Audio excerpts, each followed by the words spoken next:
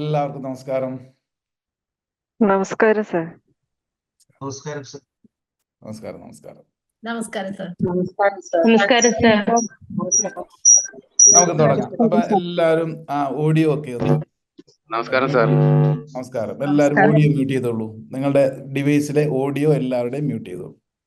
നമസ്കാരം. നമസ്കാരം. ചാറ്റ് ബോക്സിൽ നമുക്ക് ചെയ്യാം. എന്തെങ്കിലും ഇൻഫർമേഷൻ ഉണ്ടെങ്കിൽ ഓഡിയോ മ്യൂട്ട് ചെയ്തു, അല്ലെങ്കിൽ ഡിസ്റ്റർബൻസ് ആകും പലർക്കും. ഓക്കെ. സോ ഇന്നത്തെ ദിവസത്തിന്റെ പ്രത്യേകത നമുക്കറിയാം, ഗുരു പൂർണിമയാണ് അല്ലേ? അതുകൊണ്ടാണ് നമ്മുടെ ഈ ഒരു പ്ലാറ്റ്ഫോമിൽ ഇന്ന് ഈ ഒരു സെക്ഷൻ വെച്ചിരിക്കുന്നത്. ഗുരു പൂർണിമയുടെ ഒരു പശ്ചാത്തലം അറിയാം പലർക്കും, എന്നാൽ പലർക്കും അറിയുകയില്ല. എന്താണ് പ്രസക്തി ഗുരു പൂർണിമയുടെ? എല്ലാത്തിനും ഒരു തുടക്കമുണ്ടല്ലോ അല്ലേ? ഒരു ആദ്യകാലത്തെ ഒരു സങ്കല്പമുണ്ട്. എന്തിനാണ് നമ്മുടെ ആചാര അനുഷ്ഠാനങ്ങൾ, അതിൻ്റെയൊക്കെ പിന്നിലുള്ള സയൻസ് എന്ത് എന്നുള്ളത്. ലോകമെമ്പാടും ഓരോ ദിവസവും ഡേ ആയിട്ട് മാറ്റി വെക്കാറുണ്ട്. Father's day, mother's day, lover's day.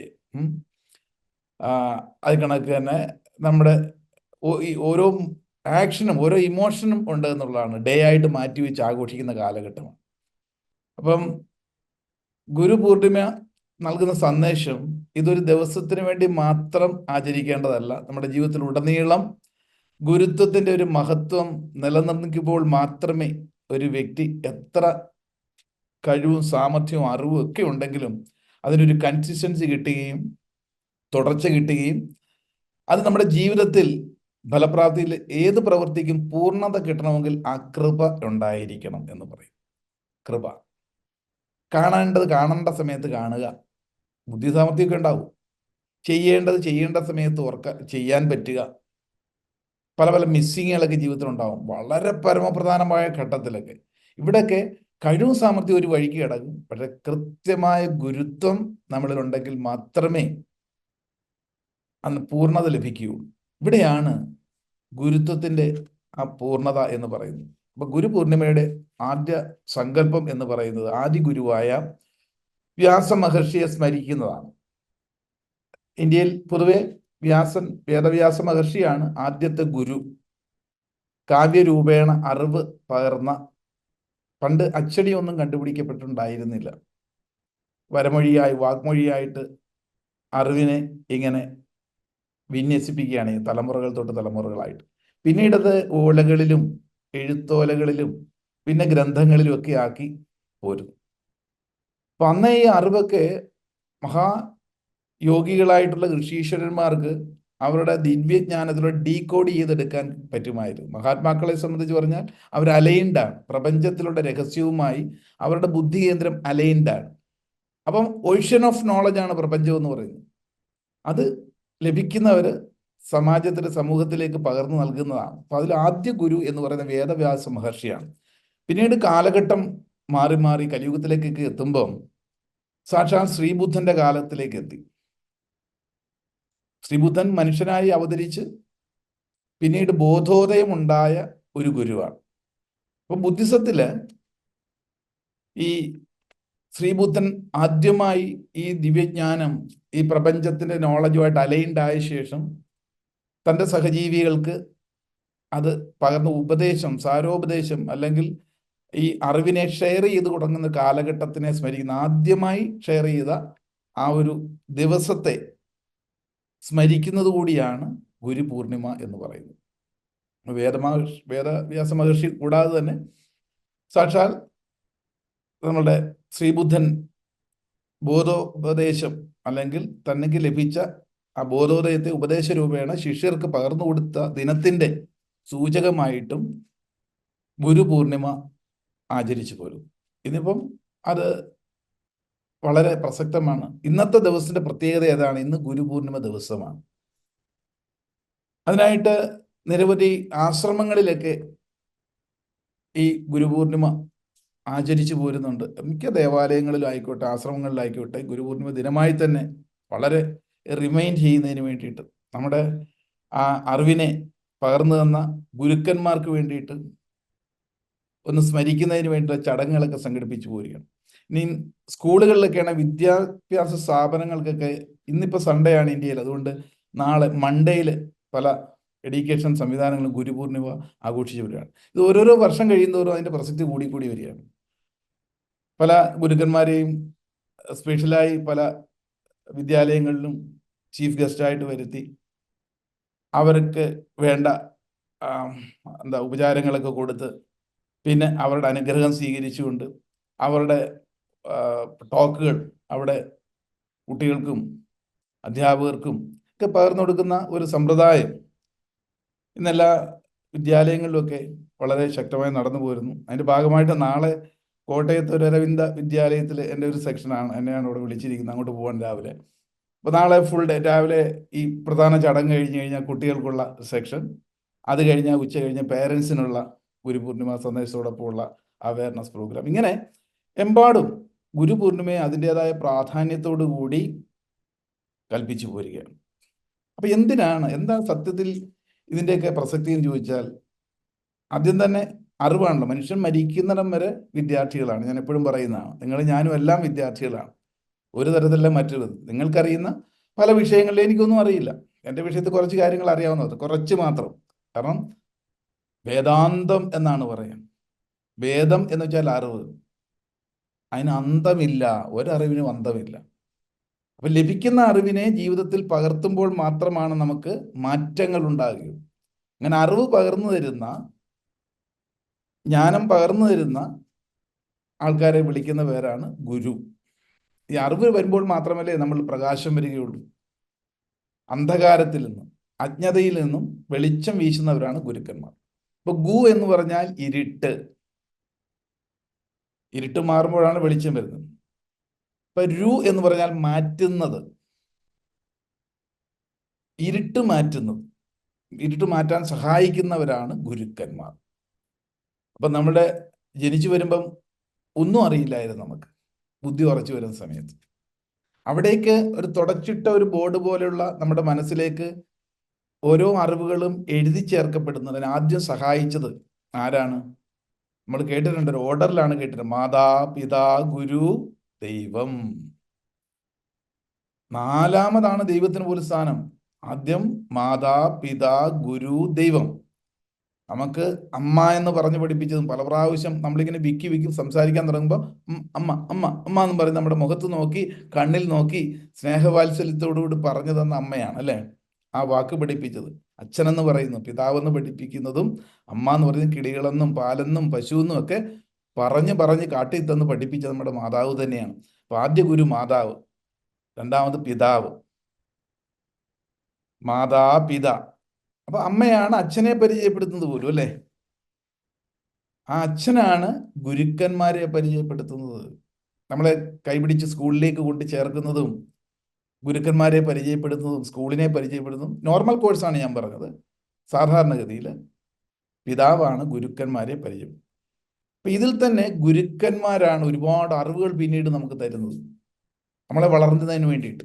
ഒരു ഗുരുവില്ലാതെ ഒരു വ്യക്തിക്ക് വളരാനാവില്ല. പല പല അറിവുകൾ നമ്മൾ നേടിയത് പല പല ഗുരുക്കന്മാരിലൂടെയല്ലേ. അങ്ങനെ നേടിയ അറിവിനെ നമ്മൾ പിന്നെ നമ്മുടേതായ ബുദ്ധിയിലൂടെ വികസിപ്പിച്ചെടുത്തുകൊണ്ടാണ് മാറ്റങ്ങൾ ഉണ്ടാകുന്നത്. അപ്പൊ അത് വികസിപ്പിക്കണമെങ്കിൽ ഒരു ഗുരു വേണം. ഒരു മുല്ലവള്ളി ആണെങ്കിലും പടർന്നു കയറണമെങ്കിൽ അതിൻ്റെ അടുത്ത് വളരെ സ്ട്രോങ് ആയിട്ടൊരു മരം വേണം. ഒരു കിളിമരം, കിളിഞ്ഞിൽ മരം എന്നൊക്കെ പറയും. അല്ലൊരു പില്ലർ വേണം. അതിലൂടെയാണ് പടർന്നു കയറുന്നത് ഒരു മുല്ലവള്ളി. അത് പടർന്ന് പന്തലിച്ചു കഴിഞ്ഞാലോ അവിടെ മുട്ടിടുന്നു, പൂക്കൾ വിരിയുന്നു, ആ പ്രദേശം ആകെ സുഗന്ധം വിരിയുന്നു. അങ്ങനെ നമ്മുടെ ജീവിതം, നമ്മൾ ജീവിക്കുന്ന കാലഘട്ടത്തിൽ സുഗന്ധപൂരിതമായി മാറണമെങ്കിൽ, പടർന്നു കയറണമെങ്കിൽ അതിനടുത്ത് ഒരു സ്ട്രോങ് ആയ പില്ലർ വേണം. അതാണ് ഗുരു. അറിവുകളിലൂടെ പടവുകൾ നമ്മൾ കടക്കുന്നു. ഒരുപാട് ഗുരുക്കന്മാരുടെ സഹായത്താലാണ് ഇത്രയും നാൾ നമ്മൾ എത്തപ്പെട്ടത്. ആ ഒരു സ്മരണയ്ക്കുള്ള ദിവസമാണ് മാതാപിതാ ഗുരു. ഗുരുവാണ് ദൈവത്തെ പരിചയപ്പെടുത്തുന്നത്. അപ്പൊ അമ്മ, മാതാവ് പിതാവിനെ പരിചയപ്പെടുന്നു, പിതാവ് ഗുരുവിനെ പരിചയപ്പെടുന്നു, ഗുരു അറിവ്, ദൈവം എന്ന് വെച്ചാൽ അറിവാണ്, അറിവിനെ പരിചയപ്പെടുത്തുന്നു. അതായത് ഈ ഓഷ്യൻ ഓഫ് നോളജ് എന്ന് പറഞ്ഞാൽ വലിയൊരു നോളജാണ് നമുക്ക് ചുറ്റുമുള്ള പ്രപഞ്ചം. ഈ പ്രപഞ്ചത്തിലെ രഹസ്യത്തെ സംബന്ധിച്ച് പറഞ്ഞു തരുന്നവരാണ് ഗുരുക്കന്മാർ. അപ്പൊ ദൈവം അൾട്ടിമേറ്റ് നോളജ് എന്ന് പറഞ്ഞാൽ എന്താ?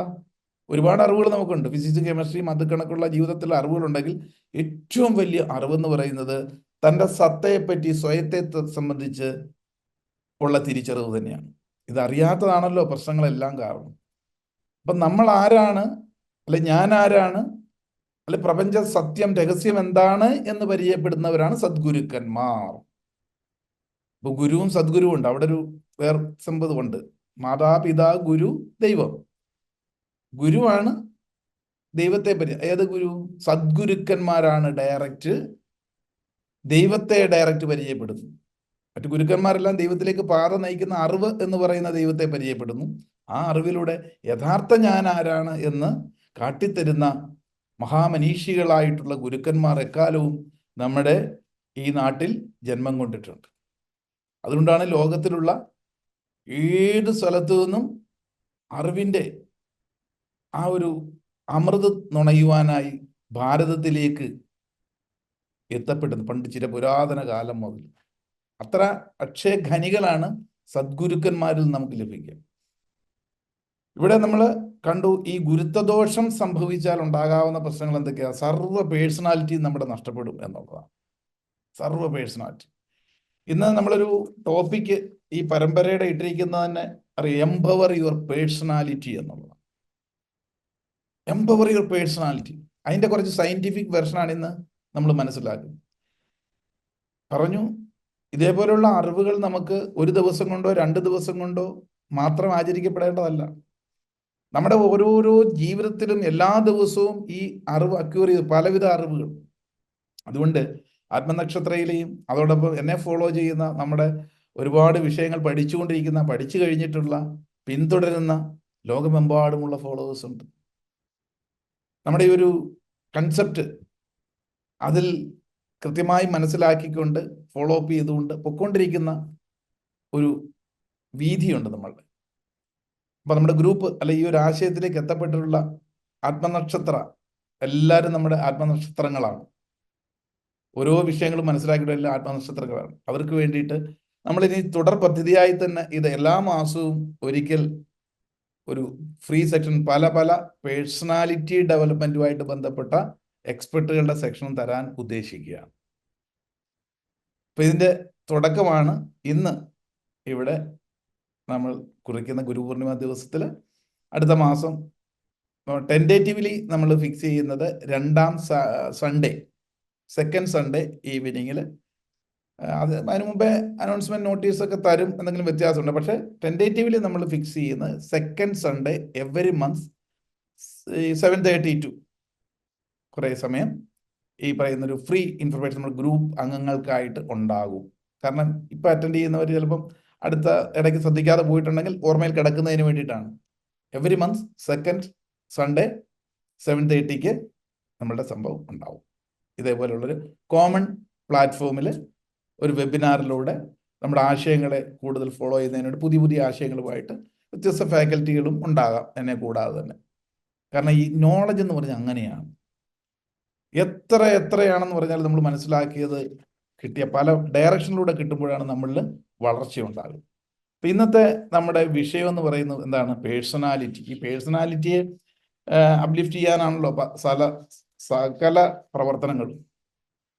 ഒരു കുഞ്ഞ് ജനിച്ചു വീഴുമ്പോൾ പ്രത്യേകിച്ച് വലിയ പേഴ്സണാലിറ്റി ഒന്നും ഇല്ല, നിഷ്കളങ്കനാണ്, ഒന്നും അറിയില്ല. അതിലേക്ക് എഴുതി ചേർക്കപ്പെടുന്നതല്ലേ പല വിധത്തിൽ പല രൂപേണ പേഴ്സണാലിറ്റിയായി മാറും.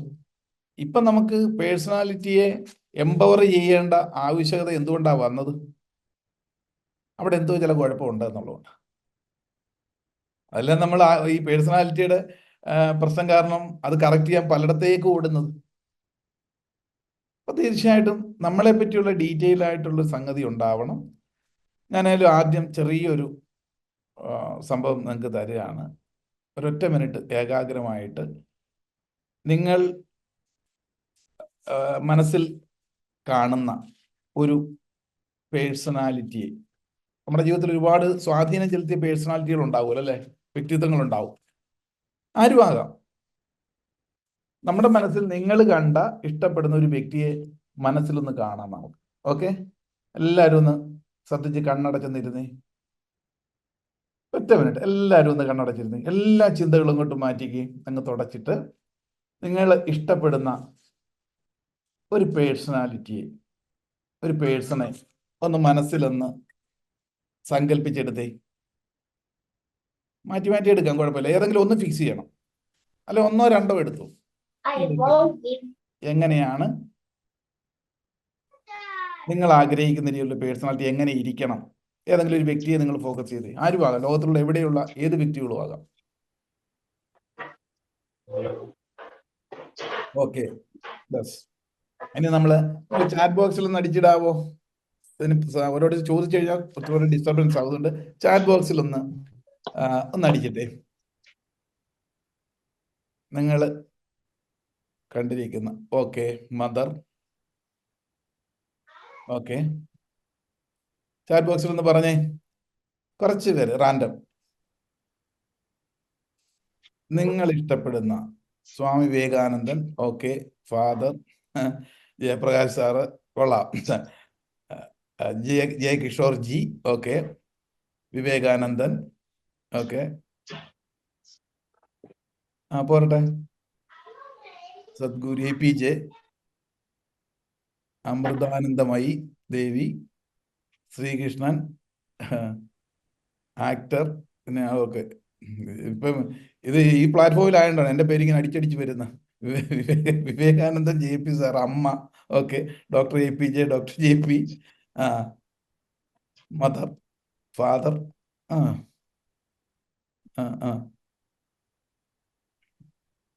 അമൃതാനന്ദമയി ദേവി. ഓ, എൻ്റെ Narayani Guru, my father, Abdul Kalam. Okay, load കിട്ടുന്ന. ഓ, യശോധരൻ സാറ്. ഓക്കെ, അങ്ങനെ ഒരുപാടുണ്ട് അല്ലെ? കയറി വരുന്നത്. ഇനിയിപ്പം വായിക്കാൻ അവിടെ നിൽക്കത്തില്ല. ഒരുപാട് റാൻഡം നമ്മൾ എടുക്കുന്നേ ഉള്ളൂ. നിങ്ങൾ മറ്റുള്ള ഒരു വ്യക്തിയിലെ പേഴ്സണാലിറ്റി ഇപ്പൊ നിങ്ങൾ കണ്ടു അല്ലെ? അവരും നമ്മളുമെല്ലാം ജനിക്കുമ്പോൾ ഈ പേഴ്സണാലിറ്റി ഉണ്ടായിരുന്നില്ല. നിങ്ങൾ കണ്ട ആ ഒരു പ്രത്യേകത, ആ പേഴ്സണാലിറ്റി നിങ്ങളിൽ എന്തുകൊണ്ട് സംഭവിച്ചില്ല? അവരെ പോലെ ആകാൻ നമ്മൾ ശ്രമിക്കുന്നുണ്ട്, ആഗ്രഹിക്കുന്നുണ്ട്. ഒരിക്കലും അവരെ പോലെ ആകാൻ നമ്മൾ ശ്രമിക്കരുത്. നിങ്ങളുടെ ഉള്ളിൽ ചില പേഴ്സണാലിറ്റിയിൽ വ്യത്യാസം വരുത്തിയാൽ നമ്മൾ റോൾ മോഡലായി കാണുന്നവരിലും അപ്പുറം നമുക്ക് എത്താൻ സാധിക്കും.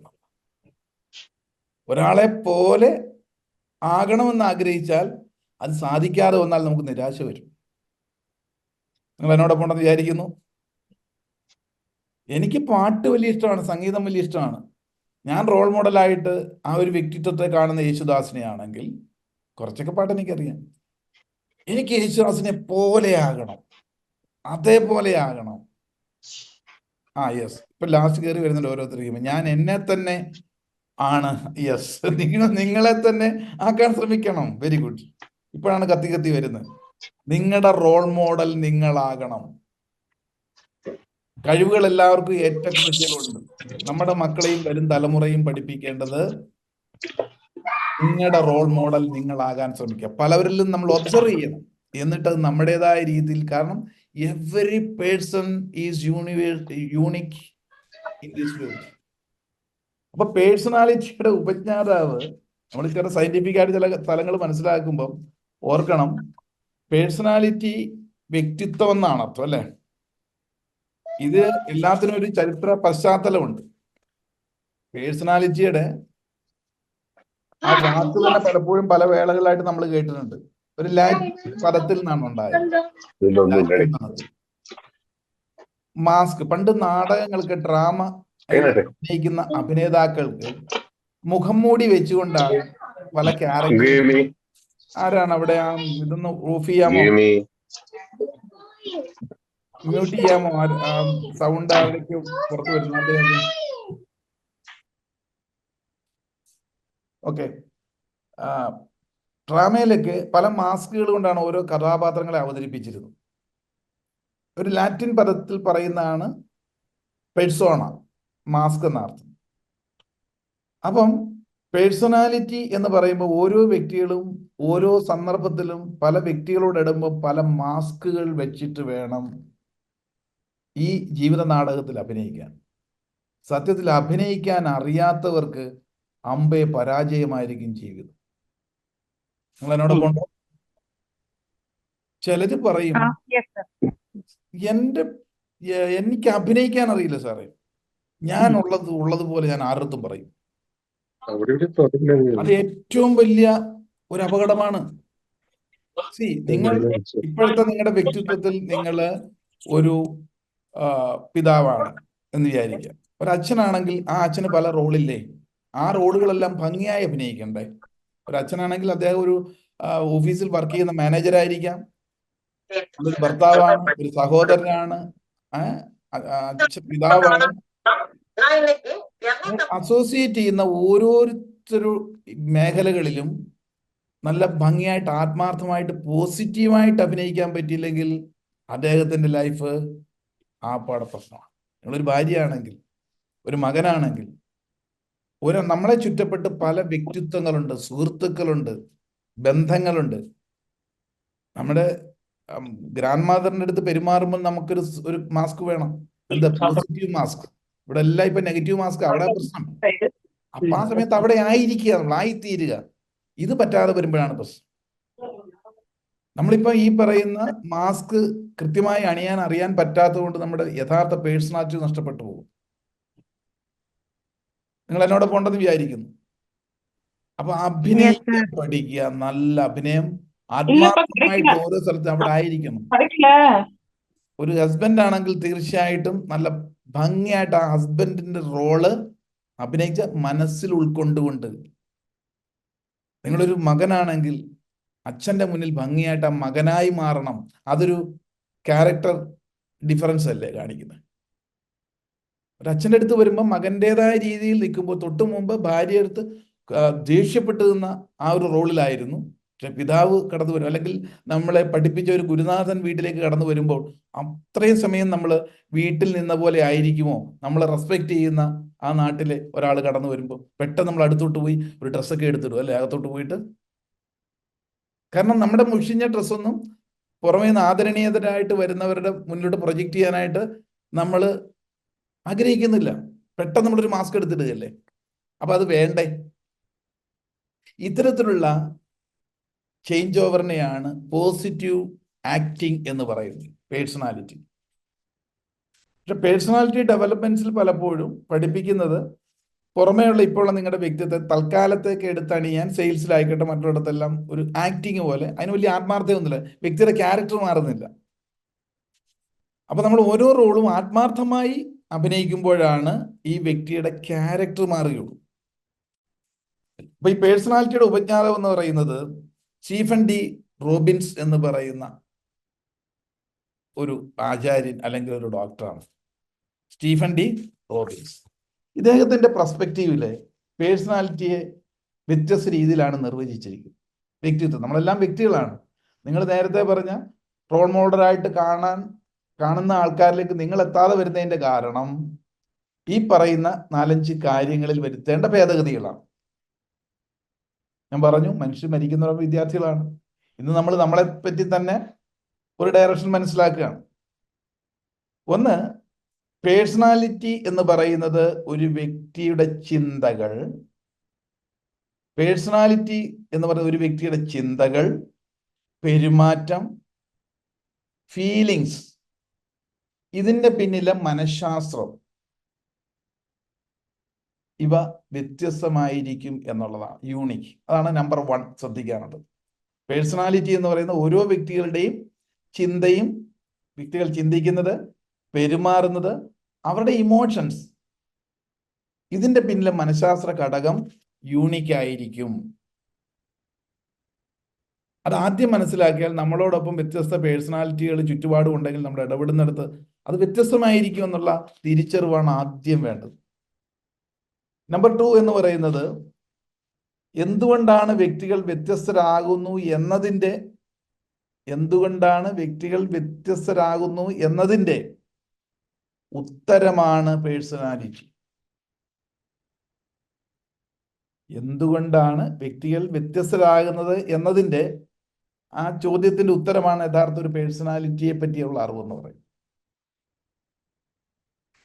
ഇനി മൂന്നാമത്തത്,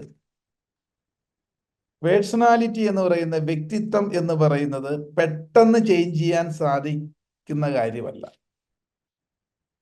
പേഴ്സണാലിറ്റി എന്ന് പറയുന്നത് പെട്ടെന്ന് ചേഞ്ച് ചെയ്യാൻ സാധിക്കുന്ന കാര്യമല്ല, പക്ഷെ അത് കാലങ്ങളായി ഉരുത്തിരിഞ്ഞു വന്ന ഒരു കാര്യമാണ്.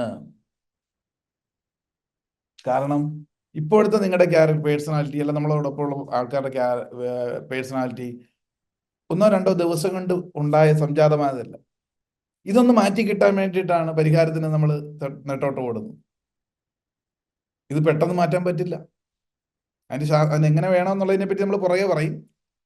കാരണം ഒരു കുഞ്ഞ് മാതാവിന്റെ ഉദരത്തിൽ ഉരുവാകുന്ന ഘട്ടം മുതൽ ആ കാലഘട്ടത്തിലെ പരാർജിത പ്രേരണ, പരപ്രേരണയാൽ കൊണ്ടിരുന്നതാണ്. അമ്മയുടെ വികാര വിചാരങ്ങളെല്ലാം ഉള്ളിലുള്ളരുന്ന കുഞ്ഞിന്റെ ക്യാരക്ടറിനെ ബാധിക്കുന്നു. കാലങ്ങളായിട്ടുള്ളതാണ്. പിന്നീടോ പുറത്ത് വന്ന ശേഷം ചുറ്റുപാടൊന്നും കാണുന്നതും കേൾക്കുന്നതും ഒക്കെ സ്വാംശീകരിക്കപ്പെടുന്നു, പ്രസന്റിലുള്ളത് റിപ്പീറ്റ് ചെയ്യപ്പെടുന്നു. ഇതിൻ്റെയൊക്കെ ആകത്തുകയാണ് ഇപ്പോഴത്തെ നമ്മൾ. അത് പെട്ടെന്നുണ്ടായതല്ല. അതാണ് മറ്റൊരു കാര്യം. പേഴ്സണാലിറ്റി പെട്ടെന്ന് ചേഞ്ച് ചെയ്യാൻ സാധിക്കുന്ന കാര്യമല്ല, പക്ഷെ അതിൻ്റെ പിന്നിലെ തത്വമറിഞ്ഞ് നമ്മൾ കുറച്ച് പ്രയോഗം നടത്തിയാൽ മാറ്റാൻ സാധിക്കും എന്നുള്ളതാണ്. പിന്നെ ഒരു വ്യക്തിയുടെ ക്യാരക്ടർ, അതോടൊപ്പം ഫിസിക്കലായിട്ടുള്ള അപ്പിയറൻസ്, ഫിസിക്കൽ നമ്മൾ കാണുന്നത്, മെൻ്റലായിട്ടുള്ളത്, അവരുടെ നോളജ്, പിന്നെ പെർഫോമൻസ്, ഇവയിലേക്ക് വ്യത്യാസം ഒരു പേഴ്സണാലിറ്റിയെ ബാധിക്കുന്നു എന്നുള്ളതാണ്. ഒരു വ്യക്തിയുടെ ക്യാരക്ടർ, ഫിസിക്കലായിട്ടുള്ള അപ്പിയറൻസ്, അല്ല മെൻ്റലായിട്ടുള്ള അവരുടെ നോളജ്, പെർഫോമൻസ്, ഇവയിലുള്ള വ്യത്യാസമൊക്കെ പേഴ്സണാലിറ്റിയുടെ ഘടകങ്ങളായിട്ട് വരും. പിന്നെ ഒരു വ്യക്തിയുടെ പേഴ്സണാലിറ്റി മറ്റുള്ളവരെ ഇംപ്രസ് ചെയ്യുന്നു എന്നുള്ളതാണ്. ഒരാളുടെ പേഴ്സണാലിറ്റി മറ്റുള്ളവരിൽ സ്വാധീനം ചെലുത്താൻ സഹായിക്കുന്നതാണ്. ഇതൊക്കെയാണ് പേഴ്സണാലിറ്റിയുടെ ഒരു നിർവചനമായിട്ട് സ്റ്റീഫൻ ഡി റോബിൻസ് എടുത്ത് ആദ്യമേ കാട്ടിത്തരും. അപ്പം ഇതിനൊക്കെ പ്രധാനം ഒരു വ്യക്തിയുടെ ബ്രെയിൻ, പ്രധാന ഘടകം ബ്രെയിൻ ആണ്. ബ്രെയിനിന്റെ വളർച്ച, ഫിസിക്കൽ പറഞ്ഞു, സോഷ്യൽ ഫാക്ടർ ഉണ്ട് ഇതിനകത്ത്, പിന്നെ പാരമ്പര്യമുണ്ട്. അങ്ങനെ കുറെ ഘടകങ്ങൾ ഒരു പേഴ്സണാലിറ്റിയുടെ ഡിഫറൻസിന് കാര്യമായിട്ട് വരാറുണ്ട്. ഇനി ഈ വ്യക്തിയുടെ വ്യക്തിത്വത്തെ ബാധിക്കുന്ന കുറെ കാര്യങ്ങളുണ്ട് പേഴ്സണാലിറ്റി. നമ്മൾ എപ്പോഴും ഒരു ഇഷ്യൂവിനെ പറ്റി പറയുമ്പോൾ മനസ്സിലാക്കുമ്പോൾ അതിന്റെ പിന്നിലുള്ള പശ്ചാത്തലം ഒരു കൃത്യമായി അറിഞ്ഞു പോവുക. പേഴ്സണാലിറ്റി ബാധിക്കുന്ന ഘടകങ്ങൾ ഏതൊക്കെയാണ്? നമ്മൾ നേരത്തെ പറഞ്ഞ നമ്മൾ റോൾ മോഡലായിട്ട് കാണുന്ന ആൾക്കാരിലേക്ക് നമുക്കെത്താൻ പറ്റാത്തതിന്റെ ചില ബാരിയറുകൾ എന്തൊക്കെയാണെന്ന് ചോദിച്ചു കഴിഞ്ഞാൽ, ഒന്ന് ഈ വ്യക്തിയുടെ എല്ലാം അറിയാമെന്നുള്ള ഒരു വിചാരമാണ്. എനിക്കെല്ലാം അറിയാം, അല്ല ഇന്ന വിഷയത്തിൽ എനിക്കറിയാം. അറിവിന് അന്തമില്ല, ഞാൻ തുടക്കത്തിലേ പറഞ്ഞു. അപ്പം എന്ത് സംഭവിച്ചു? നമ്മൾ വളരുന്നില്ല. പേഴ്സണാലിറ്റിയോ അറിവോ നമ്മുടെ വളരുന്നില്ല. എനിക്കെല്ലാം അറിയാമെന്ന ഭാവം, അതിനെ നമ്മൾ പച്ച മലയാളത്തിൽ നാടൻ ഭാഷ പറയും അഹംഭാവം എന്ന് പറയില്ലേ. അഹംഭാവം, ഞാനെന്ന ഭാവം. എനിക്ക് ആ വ്യക്തിയെ പറ്റി, അതെനിക്ക് പുള്ളിയെ പറ്റി അറിയാം. എന്തറിഞ്ഞാൽ നമ്മളെ പറ്റി പോലും നമുക്ക് പൂർണ്ണമായിട്ട് അറിയില്ല. പിന്നല്ലേ അയാളെ പറ്റി, അല്ലെ ആ സാഹചര്യത്തെ പറ്റി എനിക്കറിയാമെന്ന് പറയുന്നു. അതാണ് ഒരു പേഴ്സണാലിറ്റി, ഒരു ഡിസോർഡർ എന്ന് പറയുന്നത്, ഒരു വൈകല്യമാണ്. അപ്പം നമ്മളെ നല്ലൊരു പേഴ്സണായിട്ട് മാറാൻ അനുവദിക്കാത്തൊരു ഘടകം അതാണ്. മറ്റൊന്ന് ഈ പറഞ്ഞ അറിവില്ലായ്മ, ഓരോ വിഷയത്തിലെ അറിവില്ലായ്മ. പിന്നെ നെഗറ്റീവ് ഇന്നർ ടോക്സ്, ഒരു വ്യക്തിത്വ വൈകല്യത്തിന്റെ ഘടകങ്ങളാണ് നെഗറ്റീവ് ഇന്നർ ടോക്സ്. പുറമേയൊക്കെ ആള് ചിരിച്ചുകൊണ്ടൊക്കെ ആയിരിക്കും നടക്കുക, പെരുമാറ്റമൊക്കെ കണ്ടു കഴിഞ്ഞാൽ ഭയങ്കര സംഭവമൊക്കെ ആയിരിക്കും. മറ്റുള്ളവരെ ഭയങ്കര ഇമ്പ്രസ് ചെയ്യും. ആ പേഴ്സണാലിറ്റി നേരത്തെ പറഞ്ഞു ഇമ്പ്രസ് ചെയ്യും. പക്ഷെ ആ വ്യക്തിപരമായിട്ട് ആ വ്യക്തിക്ക് പുള്ളിയുടെ അകത്തെ മൂല്യം ലെസ്സായിരിക്കും. എപ്പോഴും കുരിഷ്ടും കുന്നായ്മയും, ഏത് പോസിറ്റീവിലും ഉടനെ ഒരു നെഗറ്റീവ് കാണാനുള്ള പ്രവണത, അത് പുറത്ത് ആരോടും പറയാൻ പറ്റാത്ത അകത്ത് തന്നെ ഇത് പറഞ്ഞുകൊണ്ട് നടക്കും. ഇന്നർ ടോക്ക്, ഇന്നർ വോയിസ് അവരുടെ നെഗറ്റീവ്. ഇത് പേഴ്സണാലിറ്റിയെ ഹനിക്കുന്ന ഘടകങ്ങളാണ്. പിന്നെ മറ്റൊന്ന് അവനവന്റെ കഴിവിനെ പറ്റിയുള്ള അറിവില്ലായ്മ. നമുക്ക് ചില ഓരോരുത്തരും വ്യത്യസ്ത കഴിവുണ്ട്, പക്ഷെ അതിനെപ്പറ്റി നമ്മൾ അറിയുന്നില്ല. അത് പേഴ്സണാലിറ്റിയുടെ ഒരു കുഴപ്പമാണ്. നമ്മുടെ ചില അറിവിനെ പറ്റി നിങ്ങൾ തേടുന്നില്ല, അതിന്റെ കാരണം തേടി ഇറങ്ങുന്നില്ല, അല്ലെ ആഗ്രഹം വരുന്നില്ല. എനിക്കൊന്ന് എൻ്റെ കഴിവ് എന്താണെന്ന് അറിയാനായിട്ട് എന്നെ കൊണ്ടൊന്നും പറ്റില്ല എന്ന് അവിടെ തന്നെ ഇരിക്കുന്നു. അതൊരു പേഴ്സണാലിറ്റി ഡിസോർഡറാണ്. പേഴ്സണാലിറ്റി കൃത്യമായിട്ട് വരുന്നില്ല. പിന്നെ നെഗറ്റീവായിട്ടുള്ള സാഹചര്യം ഒരു വ്യക്തിയുടെ വ്യക്തിത്വത്തെ ബാധിക്കും. പേഴ്സണാലിറ്റി നെഗറ്റീവ് സാഹചര്യങ്ങൾ, സിറ്റുവേഷൻസ്. നമ്മളിവിടെ മുല്ലപ്പൂമ്പൊടിയേറ്റ് കിടക്കും കല്ലിനുമുണ്ടാം സൗരഭ്യം. നിങ്ങൾ എത്ര പേഴ്സണാലിറ്റി അകത്ത് ഡെവലപ്പ് ചെയ്യാൻ ശ്രമിച്ചതാണ്, ചുറ്റുപാടുമുള്ള എൻവയോൺമെന്റ് ഈ പേഴ്സണാലിറ്റിയെ വളർത്താതിരിക്കും. പക്ഷെ ഇവിടൊക്കെ നമ്മൾ ആരാണെന്ന് അറിഞ്ഞുകൊണ്ട് മുന്നോട്ട് പോയി കഴിഞ്ഞാൽ കവർ ചെയ്യാൻ പറ്റും. അത് വേറെ കാര്യം, ഒരു പരിധി വരെ. നമ്മുടെ റൂട്ടിൽ അതാണ് നമ്മൾ ചെയ്യുന്നത്. സാഹചര്യത്തെല്ലാം മാറ്റുന്നത് നമ്മുടെ അകത്തുള്ള സാഹചര്യത്തെയാണ് മാറ്റേണ്ടത്. അങ്ങനെ എല്ലായിടത്തും നിൽക്കാൻ സാധിക്കും. അപ്പൊ ഇതൊന്നും അറിയാതെ പോകുമ്പോഴാണ് ഒരു വ്യക്തിയിൽ ഈ പേഴ്സണാലിറ്റിയിൽ ഒരു ഡിസോർഡർ ഉണ്ടാകുന്നത്. ഇത് വളർന്ന് വന്ന സംസ്കാരം ഒരു വ്യക്തിയുടെ ഇപ്പോഴത്തെ പേഴ്സണാലിറ്റിയെ സ്വാധീനിക്കുന്നു. പിന്നെ ഞാൻ വിചാരിക്കുന്നത് പോലെ മറ്റുള്ളവർ എന്തുകൊണ്ട് പെരുമാറുന്നില്ല എന്നുള്ളത് ഒരു നിങ്ങളുടെ പേഴ്സണാലിറ്റി ഡിസോർഡറാണ്. ഞാൻ വിചാരിക്കുന്ന പോലെ മറ്റുള്ളവർ അനുസരിക്കണം. കാരണം ഞാൻ നല്ലതൊക്കെയാ പറയണേ. ഞാൻ പറയുന്ന കേട്ട് പോയിരുന്നെങ്കിൽ അവിടെ നന്നാവൂലായിരുന്നു, അത് ശരിയാവത്തില്ലായിരുന്നു. എന്താ അതിന് അനുസരിച്ച എന്നുള്ള നിങ്ങളുടെ ശാഠ്യം നിങ്ങളുടെ ഒരു പേഴ്സണാലിറ്റി ഡിസോർഡറാണ്. നിർബന്ധ ബുദ്ധി, നിങ്ങളുടെ ബുദ്ധി. കാരണം മറ്റൊരാളെ മാറ്റാൻ അവർ തന്നെ വിചാരിക്കണം. പിന്നെ അവിടെ കണ്ടറിഞ്ഞ് നിൽക്കാൻ ഉള്ള ചാരുത നമ്മളിൽ ഇല്ലാത്തതാണ്. അത് നിങ്ങളുടെ പേഴ്സണാലിറ്റി ഡിസോർഡറായിട്ട് മാറും. പിന്നെ തുടങ്ങി വെച്ച ഏത് കാര്യവും പൂർത്തീകരിക്കാത്ത ഒരു സ്വഭാവം, അത് നിങ്ങളുടെ പേഴ്സണാലിറ്റിയെ ബാധിക്കും. പലർക്കും ആഗ്രഹങ്ങളുണ്ടല്ലേ, പക്ഷെ തുടങ്ങിയുമ്പോൾ വലിയ തീവ്രമായ ആഗ്രഹത്തിലും ആവേശത്തിലും, പക്ഷെ തുടങ്ങി വെക്കും അവിടെ കൊണ്ട് തീർക്കും. പിന്നെ അടുത്തതിലേക്ക് പോകും. ഇതൊരു നിങ്ങളുടെ പേഴ്സണാലിറ്റിയെ ബാധിക്കുന്ന ഘടകമാണ്. പിന്നെ ഒന്നും ചെയ്യുന്നില്ല, എനിക്കൊന്നും ചെയ്യാനില്ല, എന്നെ കൊണ്ടൊന്നും പറ്റുന്നില്ല, ഞാൻ വിചാരിച്ചാലും നടക്കില്ല, ഇനി എന്ത് ചെയ്യണമെന്ന് എനിക്ക് അറിയില്ല എന്നും പറഞ്ഞ് വെറുതെ ഇരിക്കുക എന്ന് പറയുന്ന ഒരു സംഗതിയുണ്ട്. സത്യത്തിൽ ഓർക്കുക, ആരും വെറുതെ ഇരിക്കുന്നില്ല. ആരും വെറുതെ ഇരിക്കുന്നില്ല. ചിലർ പറയും, സാറേ എനിക്ക് ഒന്നും ചെയ്യാനില്ല, ജീവിതം മടുത്തു, അല്ല ഞാൻ റിട്ടയർമെന്റ് ഒക്കെ കഴിഞ്ഞ് ഒറ്റയ്ക്കാണ് കഴിയുന്നത്, അല്ല മക്കളാരും നോക്കുന്നില്ല, ഞാനിപ്പം വെറുതെ പ്രത്യേക ജോലിയൊക്കെ ഒന്നുമില്ല, റിട്ടയർമെന്റ് ആണ്, അല്ല പല ജോലിക്ക് പോയിട്ട് അവിടെ നിന്ന് എന്നെ അവിടെ ആൾക്കാർ ഉൾക്കൊള്ളുന്നില്ല, അതുകൊണ്ട് ഞാൻ ആ ജോലി രാജിവെച്ച് വീട്ടിൽ ഇരിക്കുകയാണ്, അല്ലെ വീട്ടിലുള്ള മറ്റുള്ളവരുടെ പെരുമാറ്റം കാരണം ഞാൻ വെറുതെ ഇരിക്കുക ഇപ്പൊ കുറെ നാളായിട്ട്. വെറുതെ ഇരിക്കുന്ന ആരെങ്കിലും ഈ ലോകത്തുണ്ട് ജീവനോടുണ്ടെങ്കിൽ? നിങ്ങൾ വെറുതെ ഒരു മുറിയിലിരിക്കുമ്പോഴും നിങ്ങൾ എന്താ ചെയ്തുകൊണ്ട് ഒന്നുമില്ല, നിങ്ങൾ മൊബൈലിൽ തോണ്ടിക്കൊണ്ടിരിക്കുകയായിരിക്കും. വെറുതെ ഇരിക്കുന്നില്ല നിങ്ങൾ. അല്ലെങ്കിൽ നിങ്ങൾ ചിന്ത കൊണ്ട് ഏതോ ലോകത്തേക്ക് പൊയ്ക്കൊണ്ടിരിക്കുകയാണ്. അല്ലെങ്കിൽ പിന്നെ നിങ്ങൾ നിങ്ങളുടെ തന്നെ കട്ടബോധങ്ങളോ നട്ടബോധത്തെ, അല്ലെങ്കിൽ നിങ്ങൾ വെറുതെ കിടന്നിട്ട് കാലാട്ടിക്കൊണ്ട് കിടക്കുകയായിരിക്കും. ഇന്നലെ കാലാട്ടിക്കൊണ്ട് കിടക്കായിരുന്നു, ഇന്നും കാലാട്ടിക്കൊണ്ട് കിടക്കുകയാണ്. എന്തൊക്കെ ചെയ്യുന്നുണ്ട് നിങ്ങൾ? വെറുതെ ആരും ഇരിക്കുന്നില്ല ഈ ലോകത്തിൽ.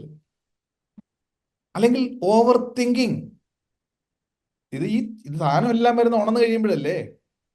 ഇനി ഒന്നും വേണ്ട, നമ്മൾ നല്ല ഗാഠനിദ്രയിലാണേലും പ്രവർത്തിച്ചുകൊണ്ടല്ലേ ഇരിക്കുന്നത്. നിങ്ങൾ സ്വപ്നം കാണുന്നു, നല്ലതോ ചീത്തയോ സ്വപ്നം, അപ്പോഴും പ്രവർത്തിക്കല്ലേ. അപ്പം വെറുതെ ഇരിക്കണമെന്നുണ്ടെങ്കിൽ നമ്മുടെ ECGയുടെ ഗ്രാഫ് സ്റ്റോപ്പ് ആകണം. അതായത് ഇഹലോകത്തിൽ ഉണ്ടാകരുത്. അങ്ങനെ വെറുതെയായി ഒന്നുമില്ല. ജീവിച്ചിരിക്കുമ്പോൾ എന്തെങ്കിലും നിങ്ങൾ ചെയ്യുന്നുണ്ട്. അതുകൊണ്ട് ഇന്നുകൊണ്ട് ഓർക്കുക, ആരും ഇവിടെ വെറുതെ ഇരിക്കുന്നില്ല. നിങ്ങളുടെ ആ ഓവർ തിങ്കിങ്ങിനെ പോസിറ്റീവ് തിങ്കിങ് ആയിട്ട് റീറൂട്ട് ചെയ്യാൻ പറ്റണം. ഇന്ന് എന്തെങ്കിലുമൊക്കെ ഇപ്പം ചെയ്തുകൊണ്ടിരിക്കുന്നതിന് വേറെ രീതിയിൽ ചെയ്തുകൊണ്ടിരുന്നാലും മതി. ഇവിടെ ഫ്രീസറിൽ ആരും കിടക്കുന്നില്ല എന്ന് മനസ്സിലാകുക. ഇതൊക്കെ നിങ്ങളുടെ പേഴ്സണാലിറ്റിയിൽ വന്നിരിക്കുന്ന വൈകല്യമാണ്. അപ്പൊ നമ്മൾ റോൾ മോഡലായിട്ട് കാണുന്നവരെ നിങ്ങൾ നേരത്തെ പറഞ്ഞു. എന്തുകൊണ്ടാണ് നിങ്ങൾ കണ്ടത്? അവർ ചലിച്ചുകൊണ്ടേയിരിക്കുകയായിരുന്നു, ചിന്ത കൊണ്ടും പ്രവൃത്തി കൊണ്ടും. Or not? അവരുടെ കഴിവിന്റെ നമ്മൾ ഉറങ്ങുന്ന സമയത്തും അവർ ഉണർന്നിരുന്ന് ചലിച്ചുകൊണ്ടിരിക്കുകയായിരുന്നു.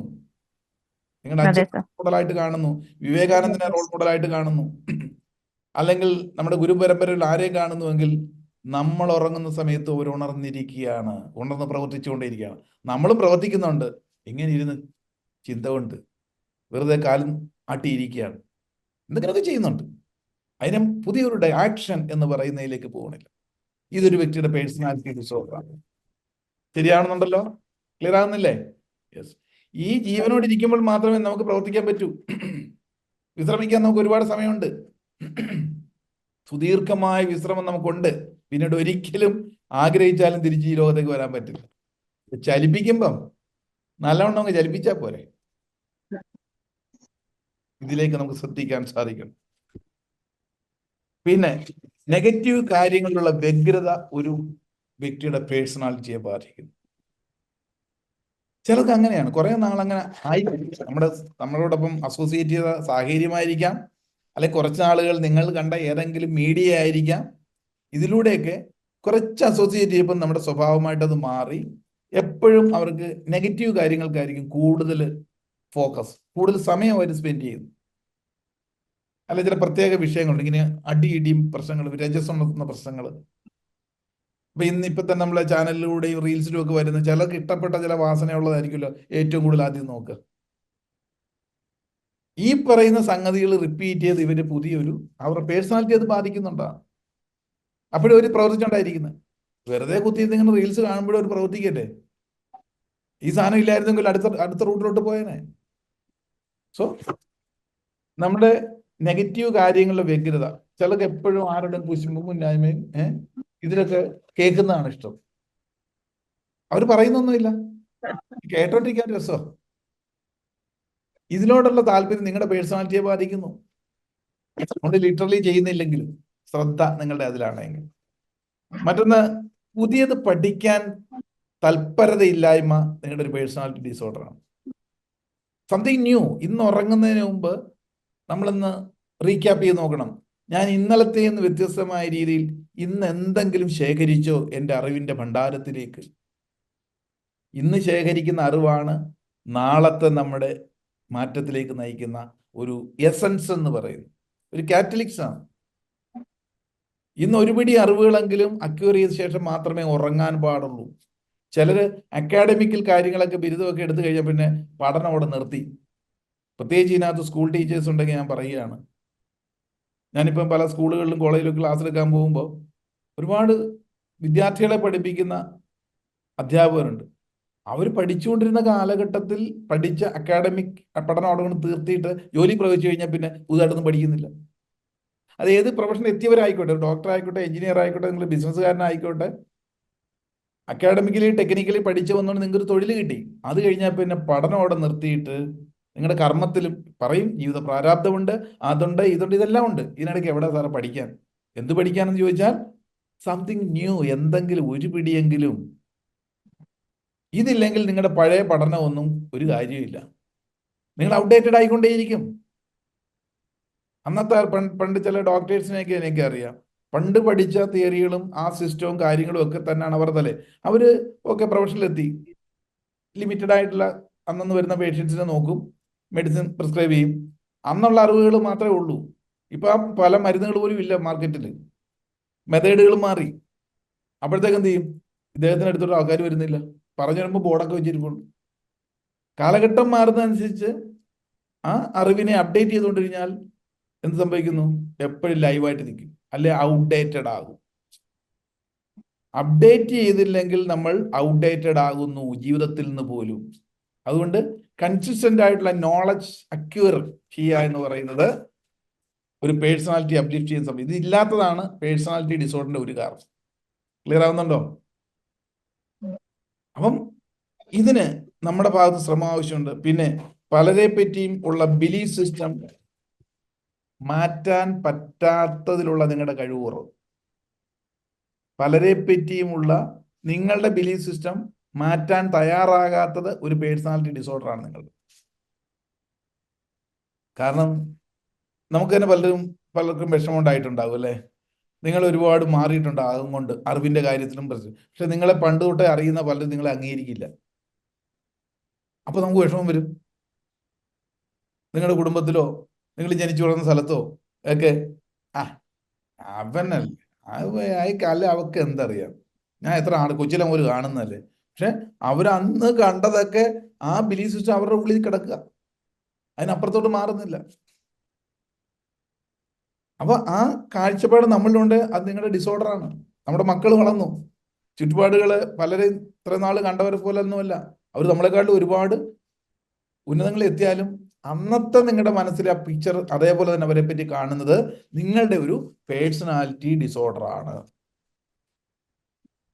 ഇതിനൊക്കെ കാലോചിതമായിട്ട് മനസ്സിലാക്കി മാറ്റുമ്പോൾ മാത്രമേ ഒരു വ്യക്തിയുടെ ഈ പറയുന്ന പേഴ്സണാലിറ്റിയെ നമുക്ക് എംപവർ ചെയ്യാൻ സാധ്യമാകുള്ളൂ എന്നുള്ളതാണ്.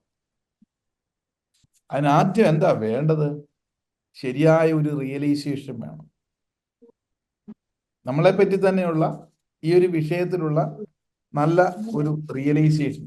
ആ റിയലൈസേഷൻ കിട്ടിക്കഴിഞ്ഞാൽ പിന്നെ കൃത്യമായ രീതിയിൽ അതിനെ പരിപാലിക്കാൻ പറ്റണം. നമുക്ക് ക്ലിയർ ആവുന്നുണ്ടോ? ഞാനിപ്പം ഇതില് റെമഡികളൊക്കെ ഉണ്ട് ഒരുപാട്. റിയലൈസേഷൻ എന്ന് പറയുന്നത് ഒരു പരിഹാര മാർഗമാണ്. ആദ്യം തിരിച്ചറിയുക എന്നുള്ളത് തന്നെയാണ്. ഇങ്ങനെയുള്ള കാര്യങ്ങൾ നമ്മുടെ പേഴ്സണാലിറ്റിയുടെ ഖനിക്കുന്ന ഘടകങ്ങളെ പറ്റി അവനവൻ തിരിച്ചറിയുക ഫസ്റ്റ്. പിന്നെ എന്ത് വേണം? നമുക്ക് മാറ്റം ഉണ്ടാകണമെങ്കിൽ നമുക്ക് നല്ല ജിജ്ഞാസ ഉണ്ടാവണം. എനിക്ക് മാറിയേ പറ്റൂ. അതിന് നിങ്ങളിൽ തന്നെ ഒരു ജിജ്ഞാസ ഉണ്ടാകണം. പിന്നെ ആക്ഷൻ എന്ന് പറയുന്നത് വളരെ പ്രധാനപ്പെട്ടതാണ്. പ്രസന്റ് ലൈഫിലെ സ്മോൾ തിങ്സുകളിൽ നിങ്ങൾ വരുത്തുന്ന മാറ്റം വലിയ ഇമ്പോർട്ടൻ്റ് ആണ് പേഴ്സണാലിറ്റിയുടെ ചേഞ്ചിൽ. ഒന്നുകൂടെ ക്ലിയർ ആയിട്ട് പറയാം. ഇന്ന് ഉണർന്നു കഴിഞ്ഞാൽ ഉറങ്ങുന്നതിനകം നിങ്ങളുടെ ഇന്നലത്തെ പേഴ്സണാലിറ്റിയെ മാറ്റുവാൻ ഇന്ന് ചെയ്യേണ്ട കൊച്ചു കൊച്ചു കാര്യങ്ങൾ, ഞാൻ വലുത് പറയില്ല, വലുത് പറഞ്ഞ് ഞങ്ങൾ ചെയ്യില്ല, കൊച്ചു കൊച്ചു കാര്യങ്ങൾ നിസ്സാരമായിട്ട്. നമ്മളിപ്പം പേഴ്സണാലിറ്റിയെ ഹനിച്ചിരിക്കുന്ന ചില കേസുകൾ, ഇപ്പം രാവിലെ എഴുന്നേക്കുന്ന കേസ് വലുതായിരിക്കും പലർക്കും, എന്നാൽ അത് വിട്ടേരെ. നമ്മളിന്ന് ഇത്ര ലിറ്റർ വെള്ളം കുടിക്കും, അല്ലെങ്കിൽ എൻ്റെ കൈകാലുകളുടെ നഖമൊക്കെ ഒന്ന് വെട്ടി വൃത്തിയാക്കണം. നമ്മൾ ശ്രദ്ധയില്ല നമ്മളെ പറ്റി. നമ്മൾ മാറ്റിവെച്ച കുറച്ച് കൊച്ചു കാര്യങ്ങൾ അതൊരു ബിഹേവിയറായി കിടക്കുകയാണല്ലോ. അതിനെ എന്ത് ചെയ്യണം? മാറ്റാൻ 5 കാര്യങ്ങൾ നിങ്ങൾ ഒന്നുമില്ലെങ്കിൽ ആവശ്യമില്ലാത്ത ഒഴിവാക്കുന്നതിനെ പറ്റിയോ, ഒഴിവാക്കിയാൽ പിന്നെ ആവശ്യമുള്ള നല്ലത് വന്നു കഴിഞ്ഞല്ലേ. ഇന്നൊരു 5 കാര്യങ്ങൾ, ചെറിയ ചെറിയ കാര്യങ്ങൾ ഒഴിവാക്കാനോ, ഒരു 5 കാര്യങ്ങൾ പുതുതായിട്ട് വളർത്താനോ കുറച്ച് ഒരു എഫേർട്ട് എടുക്കുക. ഇപ്പോൾ ഒരു പക്ഷേ ഇന്ന് നമ്മൾ കുറച്ച് റീഡ് ചെയ്യാൻ 10 പേജെങ്കിലും ഇന്ന് ഞാൻ വായിക്കും.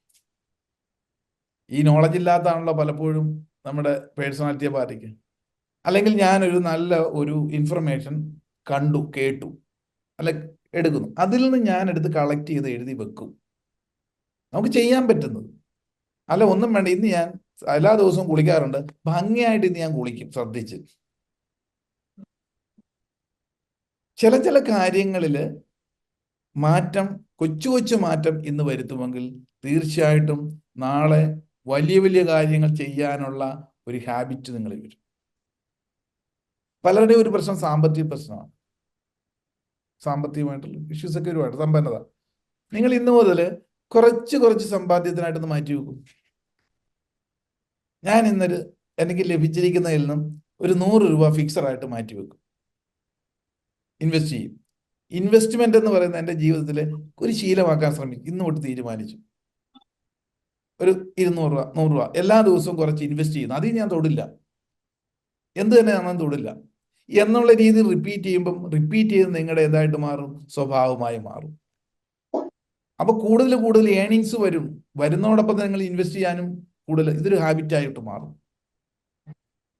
അപ്പം വലിയൊരു സമ്പന്നനാകുക എന്നുള്ളതാണ് നിങ്ങളുടെ ആഗ്രഹമെങ്കിൽ അടുത്തൊരു സുപ്രഭാതത്തിൽ ലോട്ടറി അടിച്ച് സമ്പന്നനാകില്ല. ഇന്ന് വരുത്തുന്ന കൊച്ചു മാറ്റമാണ്, ശീലമാക്കുന്നതാണ് നിങ്ങളെ പ്രതീക്ഷിച്ചിട്ടുണ്ടല്ല. പക്ഷെ അവസരം വരുമ്പം നിങ്ങളുടെ ശീലം ഉണ്ടെങ്കിൽ മാത്രമേ അത് അപ്ലൈ ചെയ്യാൻ പറ്റൂ. അതിന് ശീലം പഠിക്കാനായി എന്ത് ചെയ്യണം? നമ്മുടെ ജീവിതത്തിൽ മാറ്റം വരുത്തേണ്ട കാര്യങ്ങളിൽ 4-5 കാര്യങ്ങളെങ്കിലും ഇന്ന് ചെയ്യുക. അത് റിപ്പീറ്റ് ചെയ്യാൻ സാധിക്കുമ്പോൾ പലപ്പോഴും എന്തായി മാറുന്നു, നമ്മുടെ അകത്തും ഓട്ടോമാറ്റിക്കായിട്ട് പേഴ്സണാലിറ്റിയിൽ മാറ്റം വരുന്നു. ഇനിയിപ്പം ഞാനിപ്പോൾ പലരോടും ചോദിച്ചിരുന്നു, നിങ്ങൾക്ക് വ്യക്തിപരമായ രീതിയിൽ എന്തെങ്കിലും കാര്യങ്ങൾ ഉണ്ടെങ്കിൽ ചോദിച്ചു എന്നോട്. അപ്പം ചിലർ ടൈപ്പ് ചെയ്തിട്ടിരുന്നു, വോയിസ് ആയിട്ട് ഇട്ടിരുന്നു. എല്ലാവരുടെയും ഒന്നും എനിക്ക് എടുക്കാൻ പറ്റില്ലെങ്കിൽ തന്നെ കുറച്ച് കേസ് പറയുമ്പോൾ കോമൺ ആയിട്ട് എല്ലാവർക്കും മനസ്സിലാവും. അതിലൊരാൾ ചോദിച്ചിരുന്നതാണ്, എൻ്റെ മകൾക്ക് ഡോക്ടർ ആകണമെന്നാണ് സാറേ ആഗ്രഹം, അവൾക്ക് ഡോക്ടർ ആയാൽ മതി എന്നാണ് പറയണത്. അതുകൊണ്ട് നീറ്റിൻ്റെ ഇതൊക്കെ എക്സാമിനേഷനൊക്കെ എഴുതുന്നുണ്ട്, പലപ്പോഴും ഫെയിലർ ആകുന്നു. പക്ഷെ എന്നാൽ വേറെ കുറെ കാര്യങ്ങളൊക്കെ ചെയ്യാൻ പറ്റും. അവൾ ഇല്ല, എനിക്ക് ഡോക്ടറായാൽ മതി, അവൾക്ക് ഡോക്ടറായാൽ മതി എന്നാണ് പറയുന്നത്. പക്ഷെ ഇന്ന് അവളാണ് അവിടെ സ്വന്തം കാര്യം പോലും ചെയ്യില്ല, വെറുതെ മൊബൈൽ നോക്കിയിരിക്കുകയാണ്. എന്നാൽ എവിടെയെങ്കിലും വിട്ട് വേറെ എന്തെങ്കിലും കോഴ്സ് ചെയ്യാനോ, ഇപ്പോഴുള്ള നീറ്റൊക്കെ പാസ്സാകുമ്പോൾ ആയിക്കോട്ടെ, ഒന്നിനും പോകില്ല. പക്ഷെ എനിക്ക് ഡോക്ടറാകാൻ ആഗ്രഹം എന്ന് പറഞ്ഞ് വീട്ടിയിരിക്കുക. ആഗ്രഹിക്കുന്നതിന് കുഴപ്പമൊന്നുമില്ല, ഇവള് ഡോക്ടറോ എഞ്ചിനീയറൊക്കെ ആകും. ഇന്നത്തെ പ്രവർത്തനം അപ്ഡേറ്റ് ആണെങ്കിൽ നാളത്തെ തീർച്ചയായിട്ടും നമ്മുടെ കയ്യിലുണ്ടാവും. അപ്പം ആഗ്രഹം എനിക്കുണ്ടെന്ന് പറഞ്ഞിട്ട് കാര്യമില്ല. ഈ കുട്ടിയെ സംബന്ധിച്ച് പറഞ്ഞു കഴിഞ്ഞാൽ എനിക്ക് ഡോക്ടറാണ്, കാരണം ആ പ്ലാറ്റ്ഫോം മാത്രമേ അവർ കാണുന്നുള്ളൂ. ഒരു ഡോക്ടർ ആ പ്ലാറ്റ്ഫോമിലോട്ട് എത്തിയത് കൺസിസ്റ്റൻ്റ് ആയിട്ട് അവരുടെ ഡെയിലി ഉള്ള പേഴ്സണലായിട്ടുള്ള കാര്യങ്ങളിലും വ്യക്തിപരമായ കാര്യങ്ങളിലും അപ്ഡേറ്റ് ആയിരുന്നു. ആ ഒരു ശീലമുള്ളതുകൊണ്ടാണ് വലിയ വലിയ സിലബസ് പഠിക്കാനും ഹയർ സ്റ്റഡീസിന് പോയതും അവരിപ്പോൾ ഒരു വിളങ്ങുന്ന പൊസിഷൻ വഹിക്കുന്നത് ആ സ്റ്റെപ്പുകൾ കടന്നാണ്. നേരിട്ടത് കാണുമ്പോൾ, ആ ഗ്ലാമറസ് ആയിട്ട് സംഭവം കാണുമ്പോൾ, ഇപ്പം പല കുട്ടികൾക്കുണ്ട്, എനിക്ക് നേവി ആകണം, എനിക്കൊരു SI ആകണം. അവരുടെ അപ്പോഴത്തെ ആ യൂണിഫോമേ കാണുന്നുള്ളൂ. ഇവര് അവിടം വരെ എത്താനുള്ള റൂട്ടിൽ എന്തൊക്കെ നോളജുകളാണ്, എന്തൊക്കെ ഹഡിൽസ് വരാം, എന്തൊക്കെ എടുക്കാൻ സാധിക്കണം. ഇപ്പോൾ ഒരു ഫാഷൻ പോലെ ആയിട്ടുണ്ട്, IPS ആകണം, IAS ആകണം. ആഗ്രഹത്തിന് കുഴപ്പമൊന്നുമില്ല. ഇതിന് പ്രധാന ഘടകം കുറെ മോട്ടിവേറ്റേഴ്സാണ്. ഇതിലൊക്കെ സെർച്ച് ചെയ്യുമ്പോഴത്തേക്ക് നിങ്ങൾ ആഗ്രഹിച്ചാൽ മതി, IAS ആകാം, ഡോക്ടർ ആകാം, കളക്ടർ ആകാം, വലിയ ഡ്രീം വേണമെന്ന് വെച്ച് മൂപ്പിച്ചു കൊടുക്കും. പിള്ളേർക്ക് അവരുടെ യഥാർത്ഥ സ്കില്ല് പോലും തിരിച്ചറിയാതെ ആഗ്രഹമായിട്ടങ്ങാണ്, വലിയ ആഗ്രഹം, മനസ്സിൽ ബലൂൺ പോലെ അങ്ങ് വീർപ്പിക്കും. കൊച്ചു കൊച്ചു കാര്യങ്ങളോ, ഇന്ന് ബാങ്കിൽ പോയി ഒരു ആപ്ലിക്കേഷൻ ഫില്ല്, ഒരു അക്കൗണ്ട് ഓപ്പൺ ചെയ്യാൻ കൂടെ അറിയില്ല സ്വന്തമായിട്ട്, അതിന് 10 പേര് കൂടുതൽ, അല്ല വേറെ ആരെങ്കിലും ചെയ്തോളാൻ പറയും. ഈ ഒരു സ്കില്ല് ചെറുപ്പത്തിലേ ഉണ്ടെങ്കിൽ മാത്രമേ തീർച്ചയായിട്ടും ഡോക്ടർ, എഞ്ചിനീയർ അതിനപ്പുറം എത്തും. അപ്പൊ ആഗ്രഹങ്ങളെ എല്ലാവർക്കും ആവശ്യമുണ്ട്. ആഗ്രഹങ്ങളാണ് ഒരു സംഭവം. ഇപ്പൊ നമ്മൾ ഈ പറഞ്ഞ ബിഹേവിയർ എല്ലാം മാറ്റണമെങ്കിൽ നിങ്ങളുടെ തലച്ചോറിലെ ഒരു ഫയറാണ് വയർ ചെയ്യപ്പെടുന്നത്. ഫയർ എന്ന് പറഞ്ഞാൽ അറിയാലോ, സ്പാർക്ക്, തോട്ടം എന്ന് പറഞ്ഞ സ്പാർക്ക്. ആ ഫയർ എന്തായി മാറുന്നു, വയേർഡ് ആകുന്നു. Fire become wiring. നമ്മൾ വടം കണ്ടിട്ടില്ല, വടം, കയറിന്റെ ഇങ്ങനെ ഇഴകൾ ഇങ്ങനെ പിരിഞ്ഞ് പിരിഞ്ഞ് പിരിഞ്ഞ് വലിയൊരു വടമുണ്ട്, നല്ല സ്ട്രെങ്ത് ആയിരിക്കും അല്ലേ. അതിന്റെ നാരുകളുടെ ഓരോ നാരുകളുടെയും ബലമാണ് വടത്തിന്റെ ടോട്ടൽ സ്ട്രെങ്ത്. ആ നാരുകൾ എങ്ങനെയാണ് സംഭവിക്കുന്നത്, ഫയർ ചെയ്യപ്പെടുന്ന നമ്മുടെ തോട്ട് ആൻഡ് ആക്ഷൻ. നമ്മൾ ന്യൂറോ സയൻസിലൊക്കെ എപ്പോഴും എന്താ പറയുന്നത്, ഈ പറയുന്ന വ്യക്തിത്വത്തിന്റെ ഒക്കെ സംഭവിക്കുന്നത് നമ്മുടെ ന്യൂറോൺസ് ആക്ടിവേറ്റ് ചെയ്യപ്പെടുന്ന ഓരോ തോട്ടും അതെന്തായി മാറുന്നു, വയറിങ് ചെയ്യപ്പെടുന്നു. ഫയർ വയറിങ് ആയി കൺസിസ്റ്റന്റ് ആയിട്ട് റിപ്പീറ്റ് ചെയ്യപ്പെടുന്നത്, അത് ആഗ്രഹം ദൃഢമാകും. അത് നമ്മളിലേക്ക് എത്തണമെങ്കിൽ എന്ത് വേണം, കൺസിസ്റ്റന്റ് ആയിട്ടുള്ള ഇന്ന് മുതലുള്ള കൊച്ചു കൊച്ചു പ്രവർത്തനങ്ങളിൽ നിങ്ങൾ എസ്റ്റാബ്ലിഷ് ചെയ്യണം, മനസ്സിനെ കീഴ്പ്പെടുത്തണം. അല്ലെ ഒരിക്കലും നിങ്ങൾ എന്താ, ആ ബ്രെയിൻ പാത്ത് സെറ്റ് ആയാലും മാനിഫെസ്റ്റേഷൻ നടക്കില്ല. നടപ്പിലാകണമെങ്കിൽ ആഗ്രഹത്തോടൊപ്പം തന്നെ പ്രസന്റിൽ ചെയ്യേണ്ട കൊച്ചു കൊച്ചു കാര്യങ്ങൾ ഡിസിപ്ലിൻഡ് ആയിട്ട് അപ്ഡേറ്റ് ആണ് എങ്കിൽ ഉറപ്പാണ് നിങ്ങൾ വയേർഡായിട്ടുള്ളത് സഫലമാകും. ഇത് വ്യക്തിത്വത്തിൽ വരുന്ന വൈകല്യമാണ് പലപ്പോഴും. ക്ലിയർ ആവുന്നുണ്ടല്ലോ? അപ്പം ഓരോ സന്ദർഭത്തിലും നമുക്ക് ഇതേപോലെയുള്ള കാര്യങ്ങളെ നിരീക്ഷിച്ച് നമ്മുടെ ഇപ്പോഴുള്ള ലൈഫ് സ്റ്റൈലിൽ എന്ത് തന്നെയാണെന്ന് പറഞ്ഞാലും ഒരു മാറ്റം വരുത്തിയേ പറ്റുള്ളൂ. Action with present small things, that is very important. അത് റിപ്പീറ്റ് ചെയ്ത് കൊടുക്കുന്നതോടൊപ്പം തന്നെ എന്തുവാ വലിയ ആ ഒരു ക്യാരക്ടർ എങ്ങനെ മാറണം എന്നുള്ള നമ്മുടെ തീവ്രമായ ആഗ്രഹവും പ്രസന്റ് ആക്ഷൻ കൂടെ വരുമ്പോൾ മാത്രമേ ഒരു പേഴ്സണാലിറ്റിയെ നമുക്ക് എംപവർ ചെയ്യാൻ പറ്റുകയുള്ളൂ. അല്ലെങ്കിൽ നമ്മൾ ഒരു മോട്ടിവേറ്റഡ് ആകാം, മോട്ടിവേഷൻ ക്ലാസ്സുകളിലൊക്കെ പോകുമ്പോഴോ വീഡിയോ കാണുമ്പോഴൊക്കെ. ആക്ഷൻ എന്ന് പറയുന്നത് കൊച്ചു കൊച്ചു കാര്യങ്ങൾ ഇന്ന് തന്നെ നമുക്ക് കറക്റ്റ് ചെയ്യാൻ സാധിക്കണം എന്നുള്ളതാണ്. ഇത് പലപ്പോഴും പല ആൾക്കാരുടെ ഒരു പ്രശ്നം, ചില മൈൻഡ് സെറ്റുകളാണ് ഇതിനകത്ത് ഒരു ബാരിയറായിട്ട് വരുന്നത്. കാലങ്ങളായിട്ടുള്ള മൈൻഡ് സെറ്റ് ഞാൻ നേരത്തെ പറഞ്ഞു 3 ഏരിയ എന്നുള്ളത്. ഇതിനകത്ത് റിച്ച് മൈൻഡ് സെറ്റും ഉണ്ട്, പുവർ മൈൻഡ് സെറ്റും ഉണ്ട്. വ്യക്തിത്വത്തെ ബാധിക്കുന്ന ഒരു പ്രധാനപ്പെട്ട ഘടകമാണ് പുവർ മൈൻഡ് സെറ്റ്. ഇപ്പൊ നമ്മൾ ചെയ്യുന്ന ആക്ഷൻ കണ്ടാൽ അറിയാൻ പറ്റും ഓരോരുത്തരും. ഇപ്പൊ നമ്മൾ പെട്രോൾ അടിക്കാൻ പോവാന്ന് വെച്ചു, പെട്രോൾ പമ്പിൽ കാറിനോ ബൈക്കിനോ നിങ്ങൾ പെട്രോൾ അടിക്കാൻ പോവാണെങ്കിൽ എപ്പോഴും കണ്ടിട്ടുണ്ടോ ചിലരുടെ മൈൻഡ് സെറ്റ് ഒരു 100 രൂപയ്ക്ക് അടിക്കുള്ളവർ, ഒരു 100 രൂപയ്ക്ക് അടിക്കുള്ളൂ. തീരെ ചിലപ്പോൾ വഴി കിടക്കും, അല്ലെങ്കിൽ അത് പല അനുഭവം ഉണ്ടായി. എന്നിട്ട് അവർ പോയി വേറെ കുപ്പിയിലൊക്കെ പെട്രോൾ മേടിച്ചുകൊണ്ട് ഒഴിച്ച് ഓടിക്കാം. ഒരനുഭവം ഉണ്ട്, പല അനുഭവം ഉണ്ടെങ്കിലും അല്ല 100 രൂപ 150 രൂപയ്ക്കുള്ള അടിക്കില്ല. എന്നാൽ ഒരു ഹാഫ് ടാങ്ക് എബവ് ആണ് സ്ഥിരം നിങ്ങൾ അടിക്കുന്നതെങ്കിൽ, അതാണ് നിങ്ങളുടെ ഇപ്പോഴത്തെ ഹാബിറ്റ് എങ്കിൽ, നിങ്ങൾ ഏത് മൈൻഡ് സെറ്റിന് ഉടമയാ? റിച്ച് മൈൻഡ് സെറ്റിന് ഉടമയാ. അല്ലെ എല്ലാത്തിനും താഴോട്ടാണെങ്കിൽ അതും നമ്മുടെ പേഴ്സണാലിറ്റിയെ ബാധിക്കുന്നതല്ലേ. ഞാനതാ പറഞ്ഞ, ഇന്ന് മുതൽ നിങ്ങൾ കൊച്ചു കൊച്ചു കാര്യങ്ങളിൽ ഒരു 5 കാര്യങ്ങളിലൊക്കെ ഈ ഹാബിറ്റിനെ ഒന്ന് മാറ്റി നോക്കി.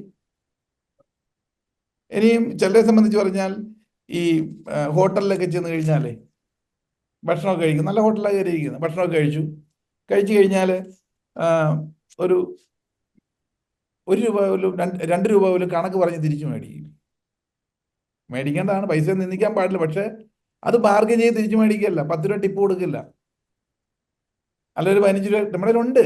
തീർച്ചയായിട്ടും ആ ഒരു തലത്തിൽ നിങ്ങൾ എത്തി, 2 രൂപ ബാക്കിയുണ്ട്, അവിടെ നിന്ന് ബാർഗൻ ചെയ്ത് അത് മേടിച്ചേ പോവുള്ളൂ. അല്ല അതിനാ മുട്ടായിക്കുക എന്നൊക്കെ പറയും. അങ്ങനെ ഇപ്പൊ നമ്മുടെ കയ്യിൽ നിന്ന് പോകണ്ടല്ലോ. ഇത് റിച്ച് മൈൻഡ് സെറ്റ് ആണോ പുവർ മൈൻഡ് സെറ്റ് ആണോ? ഇതൊരു വ്യക്തിയുടെ പേഴ്സണാലിറ്റിയെ ബാധിക്കുന്നതാണ്. നമ്മൾ ചെറുതായിട്ട് കൊടുക്കുന്നതാണ് വലുതായിട്ട് കയറി വരിക.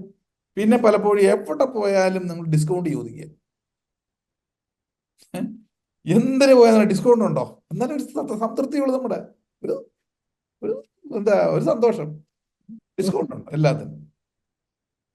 ഡിസ്കൗണ്ട് ചോദിക്കണം തീർച്ചയായിട്ടും. നല്ലൊരു പർച്ചേസും കാര്യങ്ങളും ഒക്കെ ഉണ്ടെങ്കിൽ അത് മാന്യമായ രീതിയിലുള്ള എത്തിക്സ് അനുസരിച്ചുള്ള ഡിസ്കൗണ്ട് ചോദിച്ചില്ലെങ്കിലും അതൊരു മൈൻഡ് സെറ്റാണ്, പ്രശ്നമാണത്. നമ്മളെ അധിക വില കൊടുത്ത് ആണ് നമ്മളെ പറ്റിക്കുന്നുണ്ട്, അല്ലെങ്കിൽ കൂടുതലാണ് ഒരു എക്സീഡ് ആണെന്ന് അറിയുന്ന ഘട്ടത്തിൽ ജെന്റിലായിട്ട് ഡിസ്കൗണ്ട് ചോദിക്കണം. അല്ലാതെ ഇതൊരു ഹാബിറ്റിലായി ചെല്ലുന്നിടത്തെല്ലാം ഡിസ്കൗണ്ടാണ്, അതൊരിക്കലും ചോദിക്കാൻ പാടില്ല. അത് നിങ്ങളുടെ പേഴ്സണാലിറ്റിയെ ബാധിക്കുന്നതാണ് ഗ്രാജുവലി. ഇനിയിപ്പം നമ്മള് പലപ്പോഴും കണ്ടിട്ടില്ലേ ഈ സ്ട്രീറ്റില് തെരുവ് കച്ചവടക്കാരോട്, അവിടെ 100 രൂപയുടെ മാങ്ങ വിൽക്കാതിരിക്കുന്നവരായിരിക്കും, അല്ല ചീര കച്ചവടം സ്വന്തം കൃഷിയായിട്ട് തിരിക്കായിരിക്കും. അവിടെ ചെന്ന് അവർ നമ്മളൊരു 20 രൂപയുടെ സാധനം മേടിച്ചാൽ അതിനകത്ത് എന്തെങ്കിലും കുറയുമെന്ന് ചോദിക്കും. അത് ബാർഗൻ, അത് നിങ്ങളുടെ എന്തായിട്ട് മാറുന്നു? മൈൻഡ് സെറ്റ് ആയിട്ട്, പുവർ മൈൻഡ് സെറ്റ് ആയിട്ട് നിങ്ങളുടെ പേഴ്സണാലിറ്റിയെ ബാധിക്കുന്നു. നോട്ട് നിങ്ങൾ 50 രൂപ എടുത്ത് 10 രൂപ വെച്ചോ, അവിടെയാണ് നമ്മുടെ പേഴ്സണാലിറ്റി ഡെവലപ്പ് ചെയ്യുന്നത്. ഇതെല്ലാം ആക്ഷനിലൂടെ വരുത്തേണ്ടതല്ലേ? നോട്ട്? ആ ചുറ്റും നോക്കുക. വഴിയിൽ ഒരാളുടെ ഭിക്ഷ യാചിക്കുകയാണ്, അയാൾക്ക് 10 രൂപ കൊടുത്തിട്ട് ബാക്കി 5 രൂപ തിരിച്ചിങ് എടുക്കുക, 5 രൂപ കൊടുക്കാൻ തീരുമാനിച്ചിട്ടുണ്ട്. ഇതൊക്കെ നിങ്ങളുടെ പേഴ്സണാലിറ്റിയെ ബാധിക്കുന്ന ഘടകങ്ങളാണ്. ഇതേപോലെ ഇതിൽ മാത്രമല്ല മറ്റു പലതിലും ഇത് റിഫ്ലക്ട് ചെയ്യുന്നുള്ളത്. നമ്മൾ അതേപോലെ ദേവാലയത്തിൽ പോവുക, നോക്കുന്ന 25 പൈസയുടെ തൊട്ടുണ്ടോ അല്ലെങ്കിൽ എടുക്കാതെ ഉണ്ടോ നോക്കുന്നു, ഇട്ട് കൊടുക്കുക.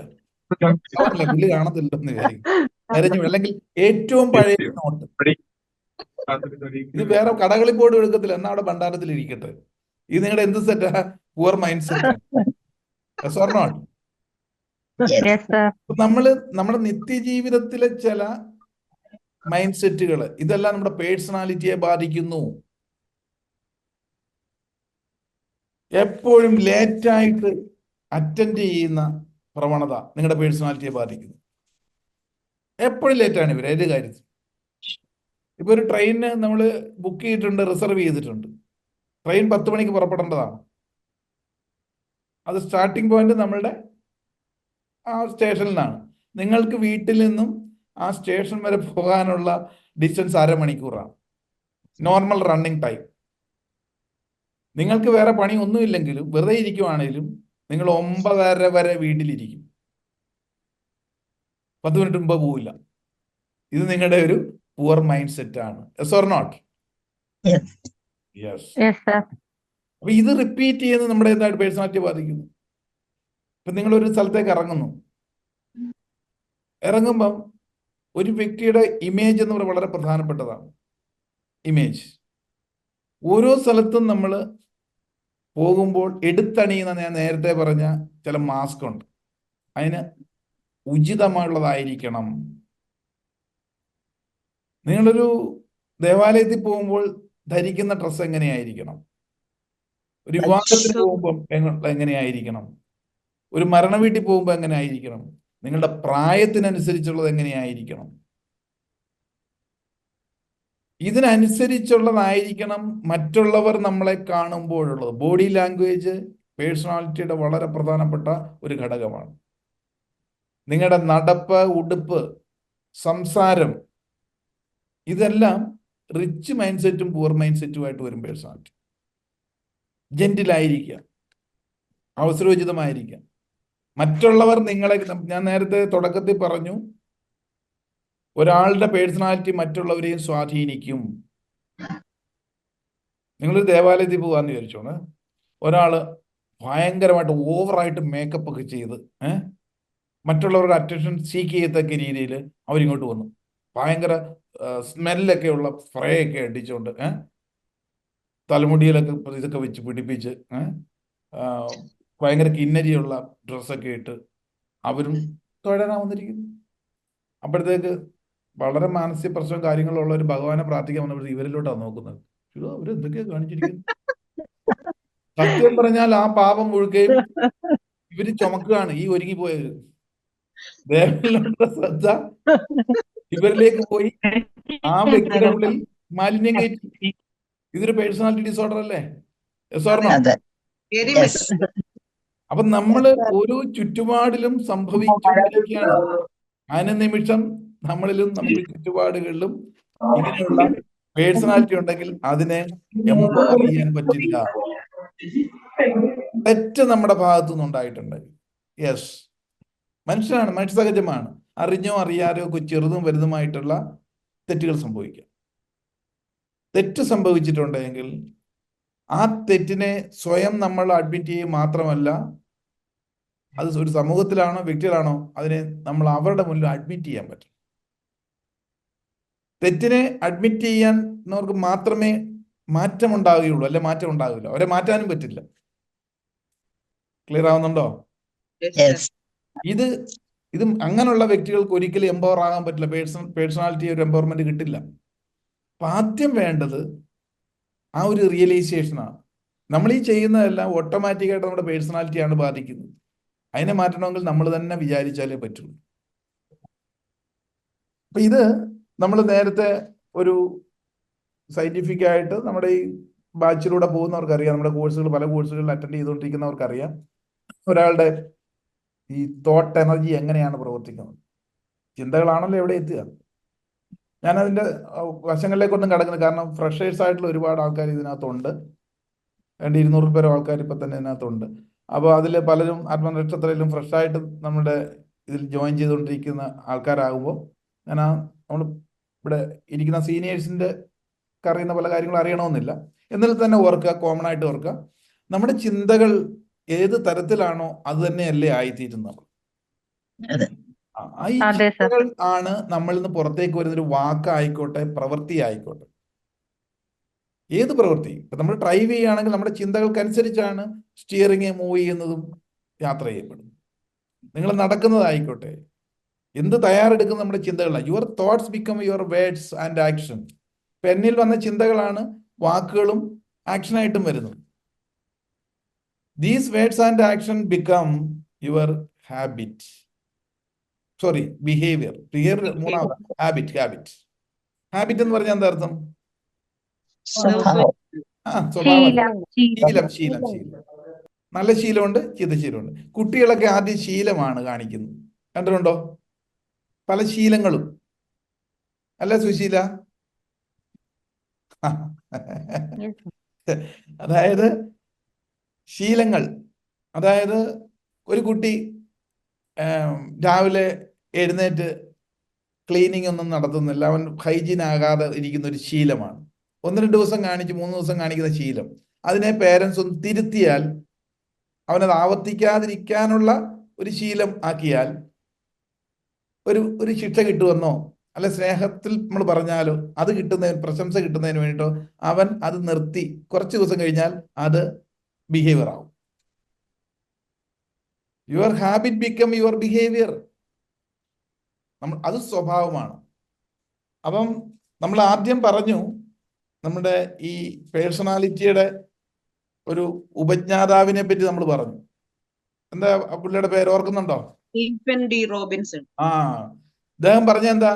ഒരു ശീലമായാൽ മാറ്റാൻ സ്വഭാവമായാൽ, ഹാബിറ്റ് ആയാൽ മാറ്റാൻ പാടാണ്. ക്ലിയർ ആവുന്നുണ്ടോ? ശീലത്തെ മാറ്റാം, സ്വഭാവത്തെ മാറ്റാൻ അല്പം ബുദ്ധിമുട്ടായി. പണി കൂടുതൽ എടുക്കേണ്ടി വരും. അല്പം പണി കൂടുതൽ എടുക്കേണ്ടി വരും. നല്ലതാണല്ലോ ചീത്തയാണല്ലോ. ബിഹേവിയർ വരെയാണ് പെട്ടെന്നാ. ഇപ്പൊ ഒരു കുട്ടി എപ്പോഴും ചീത്ത വർത്തമാനം പറയുന്നു, അതെന്താ? അവന്റെ സ്വഭാവമായിട്ടില്ല, ശീലമാണെങ്കിൽ ഒരടി കൊടുത്താൽ മതി, ഒന്ന് ശിക്ഷ കൊടുത്താൽ മതി, ആ ശീലം അവിടെ നിൽക്കും. ഇനി അതല്ല, അപ്പോഴത് തിരുത്തിയില്ലെങ്കിൽ അവന്റെ സ്വഭാവമായി മാറും. പിന്നെ എത്ര അടി കൊടുത്തിട്ടും കാര്യമില്ല, എപ്പോഴും പറഞ്ഞുകൊണ്ടിരിക്കും ഓട്ടോമാറ്റിക്കായിട്ട്. ക്ലിയർ ആവുന്നുണ്ടോ? Yes or not? കൃത്യമായ രീതിയിൽ നമുക്ക് എന്ത് വേണം? ഈ പറയുന്ന സ്വഭാവം എവിടുന്നുണ്ടായി? ശീലത്തിൽ നിന്നാണ്. നിങ്ങളുടെ ബിഹേവിയർ എന്താണോ, these behaviour become your character. നിങ്ങളുടെ സ്വഭാവം, ഈ ബിഹേവിയർ ആണ് ക്യാരക്ടറായിട്ട് മാറുന്നത്. ഈ ക്യാരക്ടർ, വ്യക്തിത്വം എന്ന് പറയുന്നത്, ഇപ്പൊ നമ്മുടെ വിഷയം അതാണ്, വ്യക്തിത്വം, പേഴ്സണാലിറ്റി. എംപവർ യുവർ പേഴ്സണാലിറ്റി, അതാണല്ലോ സബ്ജക്റ്റ്. അപ്പം നമ്മുടെ പേഴ്സണാലിറ്റി എംപവർ ചെയ്യണമെങ്കിൽ ആദ്യം നമ്മുടെ തോട്ട് പ്രോസസ്സിൽ നിന്നാണ് തുടങ്ങുന്നത്. നമ്മൾ ആദ്യം പറഞ്ഞു ചിന്ത ഒരു വ്യക്തിയുടെ വ്യക്തിത്വത്തിന്റെ പ്രധാന ഘടകമാണെന്ന് പറഞ്ഞു, അല്ലേ? അപ്പൊ ചിന്ത ഓരോ നിമിഷവും അകത്തുള്ള ഇന്നർ വോയിസ് എങ്ങനെയാണ് എന്നുള്ളതിനെ പറ്റി നമുക്ക് നമ്മുടെ തീരുമാനം, അത് വേറെ ആരുടെ തീരുമാനമല്ല. ചുമ്മാ ആവശ്യമില്ലാതെ കാട് കയറി ചിന്തിക്കുക. അപ്പൊ ചിന്തിക്കാൻ കഴിവുണ്ട്, അതിനെ നല്ല രീതിയിൽ റൂട്ട് വിട്ടാൽ പോരെ. സത്യം പറഞ്ഞാൽ ഓവർ തിങ്കിങ് ചെയ്യുന്ന വ്യക്തികൾക്ക് ഈ ലോകത്ത് രക്ഷപ്പെടാൻ സാധാരണക്കാരെക്കാട്ടിലും സാധ്യതയാണ് ഓവർ തിങ്കിങ്ങിന് ആൾക്കാർ. ഈ ഓവർ തിങ്കിങ് നെഗറ്റീവാണ് ഇവർ ശീലിച്ചിരിക്കുന്നത്. Yes or not? എന്നാ പിന്നെ പോസിറ്റീവ് ഡയറക്ഷൻ ഓവർ തിങ്കിങ് ചെയ്താൽ പോരെ? ആ ഒരു കഴിവിനെ ജസ്റ്റ് ഒന്ന് തിരിച്ചാൽ പോരെ? ഒരു കത്തി കൊണ്ട് ഒരാളെ കൊല്ലാനും പറ്റും, ഒരാളുടെ ജീവനും രക്ഷിക്കാൻ പറ്റുന്നു. അപ്പോൾ ഓവർ തിങ്കിങ് ഉള്ള വ്യക്തികളെ നിങ്ങൾ ഗിഫ്റ്റഡ് ആണ്, ഗോഡ് ഗിഫ്റ്റഡ് ആണ്.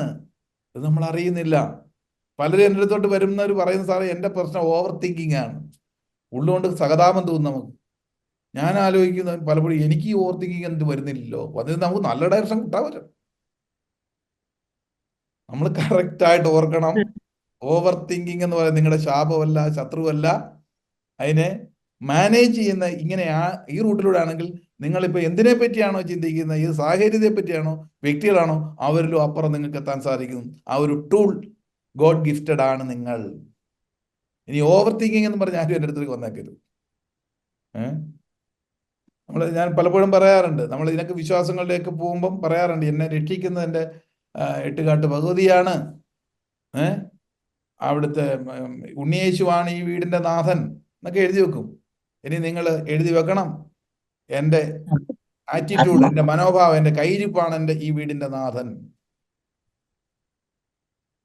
നമ്മുടെ തന്നെ ആ ഒരു സംഗതിയാണ്. Your thoughts become your words and action, your words and action become your habit, habit become your behaviour, behaviour become your character, these character become your destiny. നിങ്ങൾ എത്തപ്പെട്ട സ്ഥലം, ഇപ്പോൾ നിൽക്കുന്ന സ്ഥലം, ഇപ്പൊ നിങ്ങൾ നിൽക്കുന്ന സ്ഥലത്ത് എന്തുകൊണ്ട് എത്തി? അതിന്റെ കാരണം നിങ്ങളുടെ ക്യാരക്ടറാണ്. ആ വ്യക്തിത്വത്തെ എംപവർ ചെയ്താൽ, ആ പേഴ്സണാലിറ്റിയെ നിങ്ങൾ എംപവർ ചെയ്യും. പുറത്തുള്ള മാസ്കിലല്ല നമുക്ക് മാറ്റം വരുത്തേണ്ടത്, അകത്ത് ആ ഇന്നർ വോയിസിൽ മാറ്റം വരുത്തിയാൽ നിങ്ങളുടെ ഡെസ്റ്റിനി മാറും. ഒരാളുടെ ഡെസ്റ്റിനിയിൽ എത്തിയിരിക്കുന്ന വ്യക്തികൾ, അവരുടെ സംസാരം എപ്പോഴും ആ റൂട്ടിലൂടെ ആയിരിക്കും. അത് അവർക്ക് റിസംബ്ലൻസ് ഉള്ള രീതിയിലുള്ള ചിന്തയെ വരുള്ളൂ. ഇപ്പൊ ഈ നമ്മുടെ ഇവരെ കണ്ടിട്ടുണ്ടോ? ഞാൻ അവരെ ഒരു ഇതായിട്ടല്ല പറയുന്നത്, നമ്മുടെ ഭടന്മാർ അല്ലെങ്കിൽ നമ്മുടെ രാജ്യം കാക്കുന്ന ധീര ജവാന്മാർ, അവരെ സംബന്ധിച്ച് പറഞ്ഞു കഴിഞ്ഞാൽ അവരെപ്പോഴും കുറെ കഴിയുമ്പോൾ എന്താണെന്ന് അവരുടെ ഒരു പെർസ്പെക്റ്റീവിലോട്ട് ചിന്ത പോകും അല്ലേ? ഏത് കാര്യത്തിലും അവർക്കൊരു ഡിസിപ്ലിൻ മൈൻഡ് ഉണ്ടാകാം, എല്ലാം അപ്ഡേറ്റ് ആയിട്ട് ചെയ്യണം നിർബന്ധ ബുദ്ധിയുള്ളവരായിരിക്കാം, ഏതിനെ ചലഞ്ചിനെ ഏറ്റെടുക്കാൻ കഴിവുള്ളവരായിരിക്കാം. കാരണം അവർക്ക് കിട്ടിയ ട്രെയിനിങ് അങ്ങനെയാണ്. എന്തെങ്കിലുമൊക്കെ കാര്യങ്ങൾ മറ്റുള്ളവർക്ക് സേവനം ചെയ്യണം മനസ്സിലുണ്ടാകും. അവർ ഏത് കാര്യത്തിൽ അവർ ചിന്തിക്കുമ്പോൾ അത്തരത്തിലുള്ള ചിന്തയായിരിക്കും വരും. കാരണം അവരെത്തിയ ഡെസ്റ്റിനിയിൽ നിന്നും ചിന്തിക്കുമ്പോൾ അത്തരത്തോട്ടേ വരൂ. ഇനി എപ്പോഴും കണ്ടിട്ടുണ്ട് ചില ദാരിദ്ര്യത്തിലേക്ക് പോകുന്നവർ, പരാജയത്തിലേക്ക് പോകുന്നവർ എപ്പോഴും വീണ്ടും വീണ്ടും പരാജയത്തിലേക്ക് പോകും. കാര്യം എന്താ? അവരിൽ നിന്ന് ആ ഡെസ്റ്റിനിയിൽ അവർ ചിന്തിക്കുന്ന മുഴുവൻ പരാജയത്തിൻ്റെതായ സൂചനയാണ്. ഏതൊരു നല്ല സാധ്യത ഉണ്ടായാലും പറയും, അവർ മനസ്സിൽ പറയും ഇത് നടക്കാൻ പോകുന്നില്ല. ഇവര് പറയുകയും മറ്റുള്ളവരെ കൊണ്ട് ചെയ്യിക്കത്തുമില്ല. ശരിയാ. പിന്നെ ഞാൻ ഇത്രയും പറഞ്ഞ പിന്നെ ഏതാ ശരിയല്ലാത്ത? ഇത് മാത്രമേ ശരിയുള്ളൂ. ഇത് ഓരോന്നും നമ്മൾ ഓർക്കുക. നമ്മളെ ഇങ്ങോട്ട് വന്നുകൊണ്ടിരിക്കുന്നത് നിങ്ങളുടെ ഇപ്പോൾ ഉള്ള ആ ഒരു പ്ലാറ്റ്ഫോം എന്താണോ അവിടെ അന്ന് ചിന്തിക്കുകയുള്ളൂ. അത് വീണ്ടും ഈ തോട്ട് സൈക്കിളിലേക്ക് എക്സീഡ് ചെയ്യുന്നു, കയറുന്നു, സംഭരിക്കണം. അത് പിന്നെ ഇങ്ങനെ കറങ്ങിക്കൊണ്ടിരിക്കുക. അതാണ് ദരിദ്രർ എപ്പോഴും ദാരിദ്ര്യത്തിന്റെ രേഖയിലോട്ട് പോകുന്നു, സമ്പന്ന റിച്ചേഴ്സ് എപ്പോഴും റിച്ചിലേക്ക് പോയിക്കൊണ്ടേയിരിക്കുന്നു. റിച്ച് എന്ന് പറയുന്ന സമ്പത്ത് മാത്രമല്ല കേട്ടോ, അറിവിന്റെ കേസിലായിക്കോട്ടെ, മറ്റുള്ള എല്ലാ കഴിവിന്റെ കേസിലായിക്കോട്ടെ, റിച്ച്നെസ് ആണ് അതെല്ലാം. അങ്ങനെയുള്ളവർ എപ്പോഴും അതിലേക്ക് ആഡ് ചെയ്യപ്പെടുന്നതെല്ലാം അത്തരത്തിലുള്ള ശേഖരമായിരിക്കും. അവർ ഈ തോട്ട് സൈക്കിളിൽ ആ മെജോറിറ്റി ഓഫ് തോട്ട്സ് അങ്ങനെ വരുമ്പോഴാണ് ഈ പേഴ്സണാലിറ്റി എംപവർ ആകുന്നത്. വേർഡ് ദ പോയിന്റ് കിട്ടുന്നുണ്ടോ? സോ നിങ്ങളുടെ ഇപ്പൊ നിലവിലുള്ള പേഴ്സണാലിറ്റി എന്തായിക്കോട്ടെ അതിന് ആരെയും കുറ്റപ്പെടുത്താൻ പാടില്ല. ഒരുപക്ഷെ കുറ്റപ്പെടുത്താമായിരുന്നു, അല്ല ഇതൊന്നും അറിയില്ലായിരുന്നു എങ്കിൽ. ഇതൊന്നും അറിയാത്തതുകൊണ്ടാണ് പലരും എൻ്റെ കുടുംബം അതാണ്, വീട്ടുകാരാണ് എൻ്റെ പേഴ്സിങ്ങനെ ആക്കിയത്, അല്ല ഈ വീട്ടിൽ ജനിച്ചാണ് പ്രശ്നം, ഈ ഭാര്യയാണ് പ്രശ്നം, ഭർത്താവാണ് പ്രശ്നം, അതുകൊണ്ടാണ് ഞാൻ ഈ അച്ഛനമ്മമാർക്ക് ജനിച്ചതാണ് എൻ്റെ പേഴ്സണാലിറ്റി ഇങ്ങനെ ആയിപ്പോയത്. ഇതൊക്കെ പലരും പറയാറുണ്ട്. കാരണം അവർക്ക് ഈ ഒരു സംഗതിയിൽ അവരുടെ ഉള്ളിലേക്ക് എത്തിയിട്ടില്ല. ചിലർക്ക് എത്തിയിട്ടുണ്ട്, നേരത്തെ പറഞ്ഞ കണക്ക് ആഗ്രഹിച്ച് നടക്കുകയാണ്, ശ്രമിക്കുന്നില്ല. ഒരു കാര്യം വളരെ കൃത്യമായിട്ട് പറയാം, നിങ്ങളെ രക്ഷിക്കാൻ ഈ ഭൗമമണ്ഡലത്തിൽ നിങ്ങൾക്കല്ലാതെ ഈ ലോകത്ത് വേറെ ആർക്കും പറ്റില്ല. അതിന് നിങ്ങളുടെ പേഴ്സണാലിറ്റി എംപവർ ചെയ്തേ പറ്റൂ. Yes or not? അതിനു വേണ്ടിയിട്ടുള്ള സഹായമാണ് എവിടെ നിങ്ങൾ പോയാലും കിട്ടുന്നത്. സഹായമേ കിട്ടുന്നുള്ളൂ, ചെയ്യേണ്ടത് നിങ്ങളാണ്. അതൊരു കൗൺസിലിങ്ങിന് പോയാലും കൊള്ളാം, ഒരു മോട്ടിവേഷൻ ക്ലാസ് കേട്ടാലും കൊള്ളാം, പുസ്തകം വായിച്ചാലും മോട്ടിവേഷൻ പുസ്തകം വായിച്ചാലും കൊള്ളാം, ആശയങ്ങൾ കിട്ടും. പക്ഷേ അത് നമ്മൾ അവരെല്ലാം ചെയ്യുന്നത് എന്താ? നിങ്ങളെ ഒരു തെറാപ്പിയിലൂടെ അല്ലെങ്കിൽ ആക്ടിവിറ്റിയിലൂടെ ചെയ്യിച്ച് മാറ്റം വരുത്തുകയാണ് ചെയ്യുന്നത്. അല്ലാതെ ഔഷധം നല്ലതാണ്, ഡോക്ടർ നല്ലതാണ്, പക്ഷെ കഴിച്ചാലേ പോവുള്ളൂ. നമ്മൾ തന്നെ കഴിച്ചാലേ നമ്മുടെ വെയിറ്റ് വേന മാറുകയുള്ളൂ. അതാദ്യം മനസ്സിലാക്കണം. ഇനി അതല്ല വേറെ ഏതെങ്കിലും മാർഗം ഉണ്ട് എന്ന് നിങ്ങൾ ആഗ്രഹിച്ച് നടന്നാൽ കുറുക്ക് വഴി, അതാണല്ലോ എല്ലാവർക്കും ആവശ്യം. എനിക്കൊന്നും ചെയ്യാൻ പറ്റത്തില്ല, എൻ്റെ ഈ ഓവർ തിങ്കിങ് ഒന്ന് കുറയ്ക്കാമോ, അല്ലെ എൻ്റെ പേഴ്സണാലിറ്റി ഇന്ന ഡിസോർഡർ ഉണ്ട്, അതൊന്ന് മാറ്റാൻ വല്ല ടിപ്പുണ്ടോ എന്നാണ് ചോദിക്കുന്നത്. ചിലർ പെട്ടെന്ന് തന്നെ വിളിച്ച് ചോദിക്കുന്നുണ്ട്, സാറേ നാളെ എക്സാമിനേഷനാ, അത് എല്ലാം എഴുതാൻ വല്ല ടിപ്പുണ്ടോ? എക്സാമിനേഷൻ നാളെ പാസ്സാകണമെങ്കിൽ ഇന്ന് ആലോചിച്ചിട്ട് കാര്യമില്ല. കുറെ നാളുകൊണ്ട് നമ്മൾ ഈ ഒരു എന്താണ് നമ്മുടെ പേഴ്സണാലിറ്റി അതേപോലെ ആ ചാനലിലേക്ക് കൊണ്ടുവരണം. എന്നിട്ടൊരു പക്ഷെ എങ്ങനെ കൈകാര്യം ചെയ്യണം എന്നുള്ള ടിപ്പുണ്ടേ ഓക്കെ. അതിന് പകരം ഒന്നും പഠിക്കാതെ ഞാൻ കുറെ പ്രാർത്ഥിച്ചിട്ടുണ്ട് സാറേ, സാറിന് അങ്ങനെ അങ്ങനെ അവിടെ ഞാൻ അമ്പലത്തിൽ വഴിപാട് കഴിച്ചിട്ടുണ്ട്, പ്രാർത്ഥന കൊണ്ട് മാത്രമായില്ല. അതിനുവേണ്ടി നിങ്ങൾ എഴുതാൻ പോകുന്ന പേന പൂജിച്ചാകൊണ്ട് എഴുതുന്നു, റിസൾട്ട് കിട്ടാൻ. പിന്നെ പുള്ളിക്ക് അതല്ലേ പരിപാടി. നമ്മൾ ചെയ്യാനുള്ള കൃത്യമായിട്ട് ചെയ്ത് നമ്മുടെ പേഴ്സണാലിറ്റി മാറ്റം വരുത്തി ചെയ്യുന്ന ആക്ഷനിലൂടെ മാത്രമേ നമുക്ക് റിസൾട്ട് ഉണ്ടാവുള്ളൂ. ഓക്കെ, അപ്പം ഇങ്ങനെയുള്ള ചില വ്യക്തിത്വ വൈകല്യങ്ങളാണ് നമ്മളുടെയൊക്കെ പലരുടെയും ഈ പറഞ്ഞ പേഴ്സണാലിറ്റിയിൽ വന്നിരിക്കുന്ന കടന്നുകൂടിയിരിക്കുന്ന പ്രശ്നങ്ങളെന്ന് പറയും. പിന്നെ ഞാൻ കുറെ കേസുകൾ പറഞ്ഞിരുന്നു. ചില ചോദ്യങ്ങൾ ചോദിച്ചിട്ടുണ്ടായിരുന്നു. അതിൽ കേസ് ഇതെല്ലാം പേഴ്സണാലിറ്റി വന്ന കേസുകളാണ്. ഒരാള് ചോദിച്ചിരുന്ന എന്നോട്, ഈ ദേവാലയത്തിലൊക്കെ പോകുന്നുണ്ട്, പോയി ക്യൂ ഒക്കെ നിന്ന് കഷ്ടപ്പെട്ട് അവിടെയൊക്കെ പോയി പ്രാർത്ഥിക്കുന്നുണ്ട്. അതിന്റെ ആവശ്യം എന്താ? ദൈവം എല്ലായിടത്തും ഉണ്ടെങ്കിൽ ദേവാലയത്തിൽ പോയി കഷ്ടപ്പെട്ട് ഈ ബുദ്ധിമുട്ടിയൊക്കെ ചെയ്യേണ്ട വല്ല കാര്യമുണ്ടോ? ദൈവം എല്ലായിടത്തും ഉണ്ടെന്നല്ലേ പറയുന്നത്. ശരിയാണ്, അവരുടെ കൺസെപ്റ്റിൽ ഒരു കൺഫ്യൂഷൻ വന്നിട്ടുണ്ട്. അപ്പൊ അവിടെ ശ്രദ്ധിക്കാനുള്ളത്, ഓരോ സ്ഥലത്തേക്ക് നമ്മൾ ഫോക്കസ് ചെയ്ത് പോകാൻ ചില സംവിധാനങ്ങൾ ചിരപുരാതന കാലം മുതൽ സൃഷ്ടിക്കപ്പെട്ടിട്ടുണ്ട്. ഒരു ഒബ്ജക്റ്റിൽ അധിഷ്ഠിതമായി നമ്മൾ ചില സിസ്റ്റത്തിലൂടെ പോകുമ്പോൾ ഈ വ്യക്തികൾക്ക് ആശ്വാസം കിട്ടുന്നുണ്ട്, വിശ്വാസത്തിലൂടെ ഒരു ആശ്വാസം കിട്ടുന്നു. അത് അവരുടെ മൈൻഡ് സെറ്റ് അതാണ്. അവിടെ ചെല്ലുമ്പോൾ മാത്രം അങ്ങനെ ചടങ്ങുകൾ പങ്കെടുക്കുമ്പോഴാണ് ഈ ഒരു ശക്തിയുടെ അതൊരു ട്രിഗർ ആണെന്ന് വിചാരിക്കുക. ട്രിഗർ നമ്മൾ കേട്ടിട്ടുണ്ടോ? ഉത്തേജനം. നമ്മുടെ ചിന്തകളിലേക്ക് എന്ത് വിശ്വാസമാണോ നമ്മളിൽ ഉണ്ടായിരുന്നത് അതിനെ കൂടുതൽ ആക്കം വർദ്ധിക്കാൻ പ്രേരകമായി വരുന്ന കൺസെപ്റ്റിനെയാണ് ട്രിഗർ എന്ന് പറയുന്നത്. ഇപ്പൊ ഒരു ഗണപതി ഹോമം നമ്മൾ ഇന്ന സ്ഥലത്ത് പോയി നടത്തി കഴിഞ്ഞാൽ എൻ്റെ വിഘ്നങ്ങൾ മാറും എന്ന് ചെറുപ്പം മുതൽ അവർ ഉള്ള ബിലീഫ് സിസ്റ്റം, അത് ഉള്ളത് കൊണ്ടാണ് അവരവിടെ ശബരിമലയ്ക്ക് പോയി അല്ലെങ്കിൽ വേളാങ്കണ്ണിക്ക് പോയി മെക്കയിൽ പോയി കഴിഞ്ഞാൽ അവിടെ ഇന്നത് ചടങ്ങുകൾ കൂടി വന്നു കഴിഞ്ഞാൽ എൻ്റെ പ്രശ്നങ്ങൾക്ക് മാറും എന്നുള്ള ചെറുപ്പം മുതലേ നമ്മുടെ ഉള്ളിൽ കിടക്കുന്ന ബിലീഫ് സിസ്റ്റം, അതിനുവേണ്ടി ത്യാഗങ്ങൾ അനുഷ്ഠിച്ചു പോകുമ്പോൾ ആ ചിന്തയുടെ എണ്ണമാണ് കൂടുന്നത്. അത്തരത്തിലുള്ള ആ ഒരു പാറ്റേൺ ഓഫ് തോട്ട്സ്. പിന്നെ അവിടെ കഠിനമായിട്ട് നമ്മൾ ബുദ്ധിമുട്ടേക്ക് പോകേണ്ട ബുദ്ധിമുട്ടായിട്ട് തോന്നില്ല. അവിടെ നമ്മുടെ മനസ്സിന് എന്തൊരു ശക്തി കൂടുകയാണ് ചെയ്യുന്നത്. അപ്പൊ അവിടെ ചെല്ലുമ്പോൾ ഒരു ഒബ്ജക്റ്റിൽ ബേസ് ചെയ്തിട്ട് ആ സംവിധാനത്തിലൂടെ പോകുമ്പോൾ ട്രിഗർ ആകുന്നു.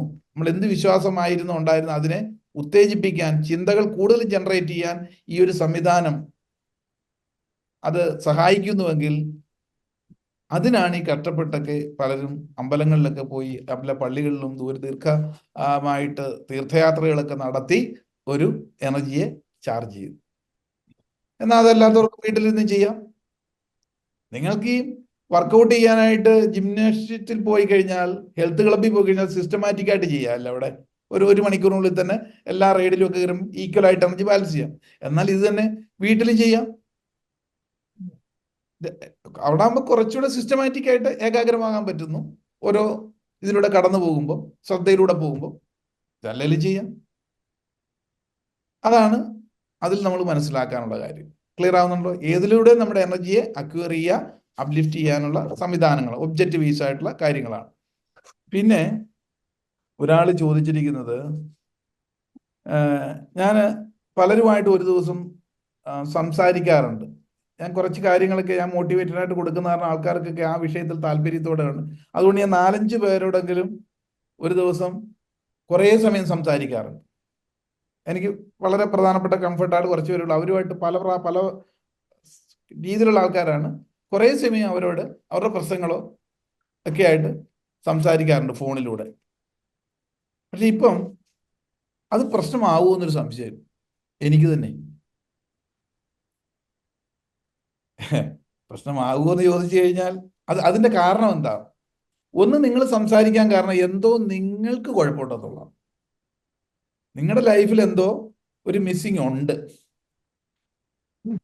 അത് കാരണം ഒരു ആശ്വാസത്തിന് പലരെയും വിളിക്കുമ്പോൾ അവർക്ക് വേണ്ടി സൊല്യൂഷൻ കൊടുക്കുമ്പോൾ നമുക്കൊരു ആശ്വാസം കിട്ടും. അതുകൊണ്ട് നമ്മുടെ തൽക്കാലത്തേക്ക് നമ്മുടെ പ്രശ്നത്തിൽ നിന്ന് നമുക്കൊന്ന് മാറി നിൽക്കണം. അത് നമ്മുടെ മനസ്സ് കണ്ടിരിക്കുന്ന ഒരു ഉപാധിയാണ്. പല ആൾക്കാരോട് സംസാരിച്ച് കഴിയുമ്പോൾ.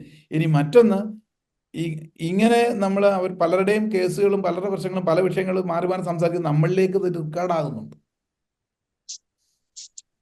അത് നമ്മളെ സ്വാധീനിക്കും. മൊത്തത്തിൽ നിങ്ങളുടെ ജീവിതത്തെ അത് ബാധിക്കും. എന്നാൽ അത് വേണ്ടേ? പ്രത്യേകിച്ച് നിങ്ങളൊരു നല്ല മനസ്സുള്ളതുകൊണ്ടായിരിക്കും.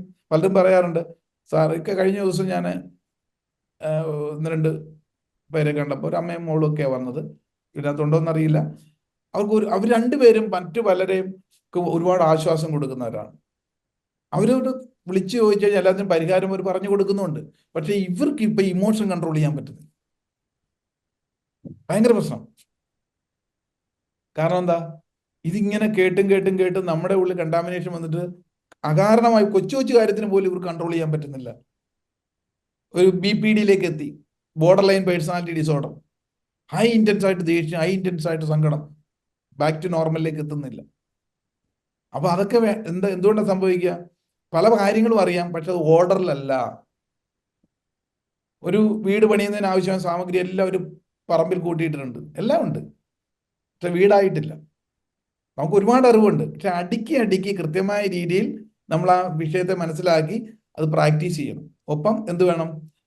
നമ്മൾ മറ്റുള്ളവരുടെ ദുഃഖങ്ങളൊക്കെ നമ്മുടെ കർമ്മം ചെയ്യുന്നുണ്ട്, അത് നമ്മൾ പിടിക്കാതിരിക്കാൻ വേണ്ട പല കാര്യങ്ങളും നമ്മൾ ചെയ്യണം. ഇല്ലെങ്കിൽ ക്ലെൻസ് ചെയ്യില്ലെങ്കിൽ പ്രശ്നമാവും. അപ്പൊ ഇതാണ് ഈ വ്യക്തിക്ക് വരുന്ന കുഴപ്പം. ഇവിടെ ഗ്രൂപ്പിനകത്തുണ്ട്, തീർച്ചയായിട്ടും മനസ്സിലാക്കുക. മറ്റൊരാൾ ചോദിച്ചിരിക്കുന്ന കേസ്, എൻ്റെ ഒരു അങ്കിളുണ്ട്. ഇപ്പൊ ഇദ്ദേഹം നല്ല മനുഷ്യനൊക്കെയാണ്, പക്ഷെ എന്താ സംഭവിച്ചാൽ കുട്ടികളെ, ഞാനും കുഞ്ഞായിരുന്ന സമയത്തും എൻ്റെ മക്കളും വന്നു, കൊച്ചുമക്കളും ഉണ്ടെങ്കിലും ഈ അങ്കിളിൻ്റെ ഒരു പരിപാടി വീട്ടിൽ മാത്രമല്ല, ഇദ്ദേഹം പരിചയപ്പെടുന്ന പോകുന്ന സ്ഥലങ്ങളിലെല്ലാം ആരെ കണ്ടാലും അടിക്കും, തമാശനായിരിക്കും. കൊച്ചുകുട്ടികളെ കണ്ട നുള്ളും, അല്ലെങ്കിൽ ഒട്ടടുത്തവരൊക്കെ ആണെങ്കിൽ കൂടുതലാണ് കടിക്കും. അത് എവിടെ വെച്ചാണെന്ന് പറഞ്ഞാൽ കൊച്ചു കുഞ്ഞുങ്ങളെ കൈ കൊടുത്തപ്പോഴത്തെ കവിടത്തിന് കടിയാ പുള്ളിക്കാരൻ. ഇതൊരു പ്രശ്നമാണോ സാറേ? വല്ല മനോരോഗമാണോ? പിള്ളേർക്ക് പക്ഷെ വേദന എടുക്കുമ്പോൾ കരയും. കൊച്ചുകുട്ടികളാകുമ്പോൾ അവർക്ക് ചെറിയ ഒരു നുള്ളൽ കിട്ടിക്കഴിഞ്ഞാൽ അവർക്ക് വേദന വരും, കരയും, ദേഷ്യം വരും ഇദ്ദേഹത്തോട്. പക്ഷെ ഇദ്ദേഹത്തിന്റെ ഒരു സംതൃപ്തിക്ക് അത് ചെയ്യുന്നത്. ഇതൊരു രോഗം, വൈകല്യമാണ്. ഇദ്ദേഹം വരുമ്പോഴേ പറയും, ഓടി ഒളിക്കുമായിരുന്നു ഞങ്ങൾക്ക് ചെറുപ്പത്തിൽ, കണ്ടാ പിടിച്ച് കടിക്കും. ഇത് ഈ കടി എന്ന് പറയുന്നത്, നുള്ളൽ എന്ന് പറയുന്ന, അടി എന്നൊക്കെ പറയുന്നത് ഈ വ്യക്തിയുടെ ഉള്ളിലുള്ള പ്ലഷറിനെ ബാലൻസ് ചെയ്യാൻ, ആ ഹോർമോണിനെ ബാലൻസ് ചെയ്യാൻ ബോഡിയിലൂടെ റിലീസ് ചെയ്യപ്പെടുന്ന ചില ആക്ഷനാണ്. ക്ലിയർ ആവുന്നുണ്ടോ? അദ്ദേഹത്തിന്റെ ഉള്ളിലുള്ള ആനന്ദ പ്ലഷർ, അതിന്റെ തെരതല്ലിനെ ബാലൻസ് ചെയ്യാൻ ഒന്നുമില്ലെങ്കിൽ ഒരു ആക്ഷൻ കൊടുക്കുന്നു. അത് ആ വ്യക്തിയോട് കാണുമ്പോൾ ഉള്ള പ്ലഷറാണ്. സ്നേഹം കൂടുതൽ വരുമ്പോൾ അറിയാതെ കടിക്കും. ഇത് കുട്ടികളിലും മാത്രമല്ല, ഈ വിവാഹമൊക്കെ കഴിച്ചു കഴിയുമ്പോൾ ആദ്യ നാളുകളിൽ ഇത് കണക്കുള്ള കടി കിട്ടും, അങ്ങോട്ട് കിട്ടും. അതായത് ലവ് ബൈറ്റ് എന്ന് പറയും. കേട്ടിട്ടുണ്ടോ? കണ്ടിട്ടുണ്ടോ? അനുഭവിച്ചിട്ടുണ്ടോ? ഉണ്ട്. അപ്പൊ ഞാൻ പലപ്പോഴും ഇങ്ങനെ നോക്കുമ്പോഴത്തേക്ക് എവിടെയൊക്കെ ഇത് ഈ കടി എന്ന് പറഞ്ഞാൽ എന്താണെന്നറിയോ? സംഭവം നോവിക്കണം എന്ന് വിചാരിച്ചൊന്നുമല്ല, അറിയാതെ നമ്മുടെ ആ ഹോർമോൺ സ്നേഹം ഉള്ളിൽ അതീക്ഷണമായിട്ട് വരുമ്പോൾ അതിനെ ബാലൻസ് ചെയ്യാൻ വേണ്ടിയിട്ട് ശരീരം കാണിക്കുന്ന പ്രക്രിയയാണ് ഇത്. ആ സമയത്താകുമ്പോൾ ആ വേദനയുള്ള വ്യക്തിയും അറിയുന്നില്ല, പക്ഷെ പിറ്റേ ദിവസമായിരിക്കും അവിടെ ഒരു പാട്. ഞാനിത് കഴിഞ്ഞ ദിവസം ഒരു പേരന്റിങ് മീറ്റിങ്ങിൽ ഒരു കുടുംബ സദസ്സിൽ സെക്ഷൻ എടുത്തുകൊണ്ടിരിക്കുക. അപ്പൊ ഇങ്ങനെ പല കേസ് പറഞ്ഞപ്പോഴത്തേക്ക് അവിടെ ഒരു 68-69 വയസ്സുള്ള ഒരു അമ്മൂമ്മ ഇരുന്ന് ചിരിക്കുന്നു. ഞാൻ ചോദിച്ചു, എന്താ അമ്മ? അല്ല സാറേ, ഞാൻ ഇപ്പോഴാ ഓർത്ത, പണ്ട് ഞാൻ കല്യാണം കഴിച്ച ഇടയ്ക്ക് ഞാൻ എന്നെ പുള്ളിപ്പുലി എന്ന ആൾക്കാർ വിളിച്ചോണ്ടിരുന്നു, മേത്ത് മൊത്തം പാടായിരുന്നു. അത് ഓർത്ത് പുള്ളിക്കാരി ചിരിക്കുകയായിരുന്നു. 70ാമത്തെ വയസ്സിൽ ലവ് ബൈറ്റ് ആയിരുന്നു. ക്ലിയർ ആവുന്നുണ്ടോ? അപ്പൊ ഈ പറയുന്ന അതൊരു മനോരോഗമാണോ എന്ന് ചോദിച്ചാൽ രോഗാവസ്ഥയുള്ള അല്ല. കുട്ടികളിലൊക്കെ ആകുമ്പോൾ അത് കൂടുതൽ അവർക്ക് അത് നോക്കി വേണം. കുട്ടികളിലൊക്കെ പലപ്പോഴും അവർക്ക് അറിയില്ല. ഈ വ്യക്തിയുടെ ഇമോഷനെ ഒന്ന് ബാലൻസ് ചെയ്യാൻ വേണ്ടിയിട്ട് ബോഡിയിൽ നിന്നുണ്ടാകുന്ന ഒരു പ്രവണതയാണത്. ക്ലിയർ ആവല്ലോ? അപ്പൊ ഇങ്ങനെയൊക്കെ പല പേഴ്സണാലിറ്റിയിൽ വരുന്ന മാറ്റങ്ങൾ, അതിനെ തിരിച്ചറിഞ്ഞുകൊണ്ട് പുതിയ റൂട്ടിലൂടെ നമ്മൾ എംപവർ ചെയ്യാൻ സാധിക്കും. ചില ചിന്തകളിലൂടെയാണ് വരേണ്ടത്, ചിന്തകളിലാണ് പിന്നീട് ആക്ഷനോട്ട് എത്തേണ്ടത്. അപ്പൊ ഇങ്ങനെ അറിവുകളെ ശരിക്കും എല്ലാ ദിവസവും ഷാർപ്പൺ ഷാർപ്പൺ ചെയ്തില്ലെങ്കിൽ അതൊരു നമ്മൾ എംപവർ ആകില്ല. നമ്മുടെ ഈ ആത്മനക്ഷത്ര ഗ്രൂപ്പിൽ ഉള്ള ഒരുപാട് ആൾക്കാരുണ്ട് ഇതിനകത്ത്. ഇതിൽ നിങ്ങൾ ശ്രദ്ധിച്ചിട്ടുണ്ടാവും, ഫ്രഷേഴ്സ് പുതിയതായിട്ടുള്ള ആൾക്കാർ ശ്രദ്ധിച്ചിട്ടുണ്ടാവും. നമ്മുടെ പല ഗ്രൂപ്പുണ്ട് ആത്മനക്ഷത്രത്തിൽ തന്നെ. എല്ലാ ഗ്രൂപ്പിലേക്കും സന്ദേശങ്ങൾ ഒരേപോലെയാണ് പോകുന്നത്. ഇതിലെല്ലാ ദിവസവും കൃത്യമായ രീതിയിൽ മുടങ്ങാതെ പോലും ചില നല്ല സന്ദേശങ്ങൾ ഇടുന്നവരുണ്ട്. ഒരു 2 മിനിറ്റോ 3 മിനിറ്റോ ഒക്കെ ആയിട്ട്. ആദ്യകാലങ്ങളിൽ ഒരുപാട് ആൾക്കാർ ഇടുമായിരുന്നു. ഇന്നിപ്പോൾ എന്നാൽ ഒരു സ്വന്തം കർത്തവ്യം പോലെ തന്നെ അതൊരു ഹാബിച്വലായി, പേഴ്സണാലിറ്റിയുടെ ഭാഗമായിട്ട്. അല്ലെങ്കിൽ പറ്റത്തില്ല അവർക്ക് 2-3 നാളും എന്ന് പറഞ്ഞാലും പിന്നെയും നല്ല ആശയങ്ങൾ പഠിക്കുകയും വായിക്കുകയും അത് നമ്മുടെ ഗ്രൂപ്പിലേക്ക് ഷെയർ ചെയ്യുന്നു. ഇത് പുതുതായിട്ടുള്ള ആൾക്കാരോട് ഞാൻ പറയുകയാണ്, നമ്മുടെ സിസ്റ്റത്തിൽ കുറച്ച് നല്ല നല്ല ആശയങ്ങൾ എവിടെ നിന്നെങ്കിലും നമുക്ക് ശേഖരിക്കണം. ശേഖരിച്ച് നമ്മുടെ ഗ്രൂപ്പിലും ഷെയർ ചെയ്യുക, വോയിസ് ആയിട്ട് ഇടാം, ടൈപ്പ് ചെയ്തിടാം. ഇത് പലർക്കും ഈ നോളജ് എടുക്കാനുള്ള ഒരു അവസരമാണ്. അങ്ങനെയുള്ളവർക്ക് സത്യത്തിൽ അവരെ പ്രൊട്ടക്റ്റ് ചെയ്യേണ്ട ഒരു ബാധ്യത പ്രപഞ്ചത്തിനുണ്ടായിരിക്കും. അറിവെന്ന് പറയുന്നത് എന്താണ്? ഗോഡ് ഗിഫ്റ്റഡ് ആണ്. അപ്പം നമ്മൾ ശേഖരിച്ചെടുക്കുന്ന അറിവുകൾ മറ്റുള്ളവർക്കും ഷെയർ ചെയ്യാം. ഞാൻ ഇപ്പം ഒരുപക്ഷെ വിരലിലെണ്ണാവുന്ന കുറേ പേര് മാത്രമേ സ്ഥിരമായിട്ട് ഇടുന്നു. ഞാൻ പേരെടുത്ത് പറയുന്നില്ല. പേരെടുത്ത് പറഞ്ഞാൽ ഒരുപാട് പേർക്ക് വിഷമം ഉണ്ടാവും. സ്ഥിരം ഞങ്ങൾ ഇത്രയും നാൾക്ക് ഇട്ടുകൊണ്ടിരുന്നല്ലോ, നമ്മുടെ ഒരു പേര് പറഞ്ഞില്ലല്ലോ എന്നുള്ളത്. അതുകൊണ്ട് ഇപ്പം ഇട്ടുകൊണ്ടിരിക്കുന്നവർ കൂടാതെ തന്നെ ഇനി പുതിയ ആൾക്കാരാണെന്ന് പറഞ്ഞാലും മുടക്കരുത്. നമ്മുടെ അഡ്മിൻ അയച്ചു കൊടുക്കുക. അഡ്മിൻ നമ്പറിലേക്ക് അയച്ചു കൊടുത്തു കഴിഞ്ഞാൽ കൃത്യമായ രീതിയിൽ അതിനകത്ത് പ്രത്യേകിച്ച് ഇത്രയും ശ്രദ്ധിക്കാം. ഉള്ളി കമ്മ്യൂണൽ ആയിട്ടുള്ളതോ രാഷ്ട്രീയമോ അല്ലെങ്കിൽ വേറെ ഏതെങ്കിലും മതപരമായ കോട്ട് ചെയ്ത് ഇടാൻ പാടില്ല. നല്ല സന്ദേശങ്ങളായിരിക്കാൻ ശ്രദ്ധിക്കുക. അത് നല്ല കോട്ടിങ്ങളിൽ എടുത്ത് നിങ്ങളുടേതായ രീതിയിൽ വികസിപ്പിച്ചതായിരിക്കണം. അത് അയക്കേണ്ട നമ്പർ നമ്മുടെ അഡ്മിൻ നമ്പർ ഏറ്റവും ടോപ്പ് കൊടുത്തിട്ടുണ്ട്. 7025973555. എന്നൂടെ പറയാം, 7025973555.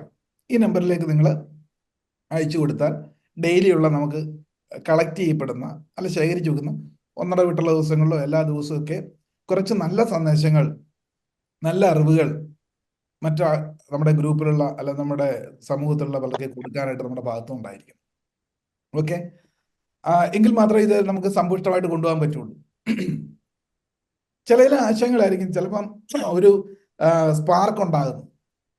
പലരുടെയും ജീവിതത്തിൽ മാറ്റം വരാൻ ഇതേപോലുള്ള സ്പാർക്കുകളാണ് സഹായിക്കുന്നത്. ഇപ്പം നമ്മുടെ ഗ്രൂപ്പിലൂടെ അല്ലെ ഈ ഇൻഫർമേഷൻ കേൾക്കുന്ന ഒരുപാട് ആൾക്കാർ ലോകത്തിന്റെ എല്ലാ ഭാഗങ്ങളിലും ഉണ്ട്. ഇപ്പം നമ്മുടെ യൂട്യൂബ് ചാനൽ ഏകദേശം മോർ ദാൻ 85,000 ഒക്കെ കഴിഞ്ഞു. ഇപ്പം 1 lakh പെട്ടെന്ന് എത്തും. അപ്പൊ ഇത് കണ്ടിട്ട് ഇങ്ങനെ ഇതിലൂടെ വന്നുകൊണ്ടിരിക്കുന്ന പല ആശയങ്ങളിലൂടെ തന്നെ വളരെ ഡ്രാസ്റ്റിക് ആയിട്ടുള്ള ചേഞ്ചുകൾ പേഴ്സണാലിറ്റിയിൽ മാറ്റം വരുത്തി എംപവർ ആയിക്കൊണ്ടിരിക്കുന്നുണ്ട്. ചിലർക്ക് ചെറിയ രീതിയിൽ മതിയാവും, കിട്ടിക്കഴിഞ്ഞാൽ മാറ്റം ഉണ്ടാവും. ചിലർക്ക് നിരന്തരമായിട്ട് കേട്ടുകൊണ്ട് പലരും ഡ്രൈവ് ചെയ്തുകൊണ്ടിരിക്കുമ്പോൾ തന്നെ നമ്മുടെ ഈ ഒരു വീഡിയോസ് ഒക്കെ കേട്ടുകൊണ്ട് ഡ്രൈവ് ചെയ്യുന്നവരുണ്ട്. വർക്ക് ചെയ്തുകൊണ്ട് വീട്ടിൽ ജോലി ചെയ്തുകൊണ്ടിരിക്കുമ്പോൾ തന്നെ അങ്ങനെ റിപ്പീറ്റ് ചെയ്ത് കേൾക്കുന്നതിലൂടെ തന്നെയാണ് നമ്മളിൽ എന്തായി മാറ്റുന്നത്, കുറേശ്ശെ നമ്മൾ പേഴ്സണാലിറ്റി എംപവർ ആയി വരുന്നത്. അപ്പം ആത്മനക്ഷത്രയിലേക്ക് വരുന്ന നല്ല നല്ല ആശയങ്ങളൊക്കെ അതിൽ നിന്നുള്ള എസൻസ് ഒക്കെ നമ്മൾ എഴുതി വെക്കുക. അതിനെ നമ്മൾ കറക്റ്റായി കഴിയുമ്പോൾ അത് നമ്മുടെ ഒരു ഹാബിച്വലായി മാറും. അപ്പം നമുക്ക് പുറത്ത് എവിടെങ്കിലും കൊടുക്കാനും അതൊരു പ്രയോജനകരമായി മാറും എന്നുള്ളതാണ്. ക്ലിയർ ആകുന്നുണ്ടല്ലോ?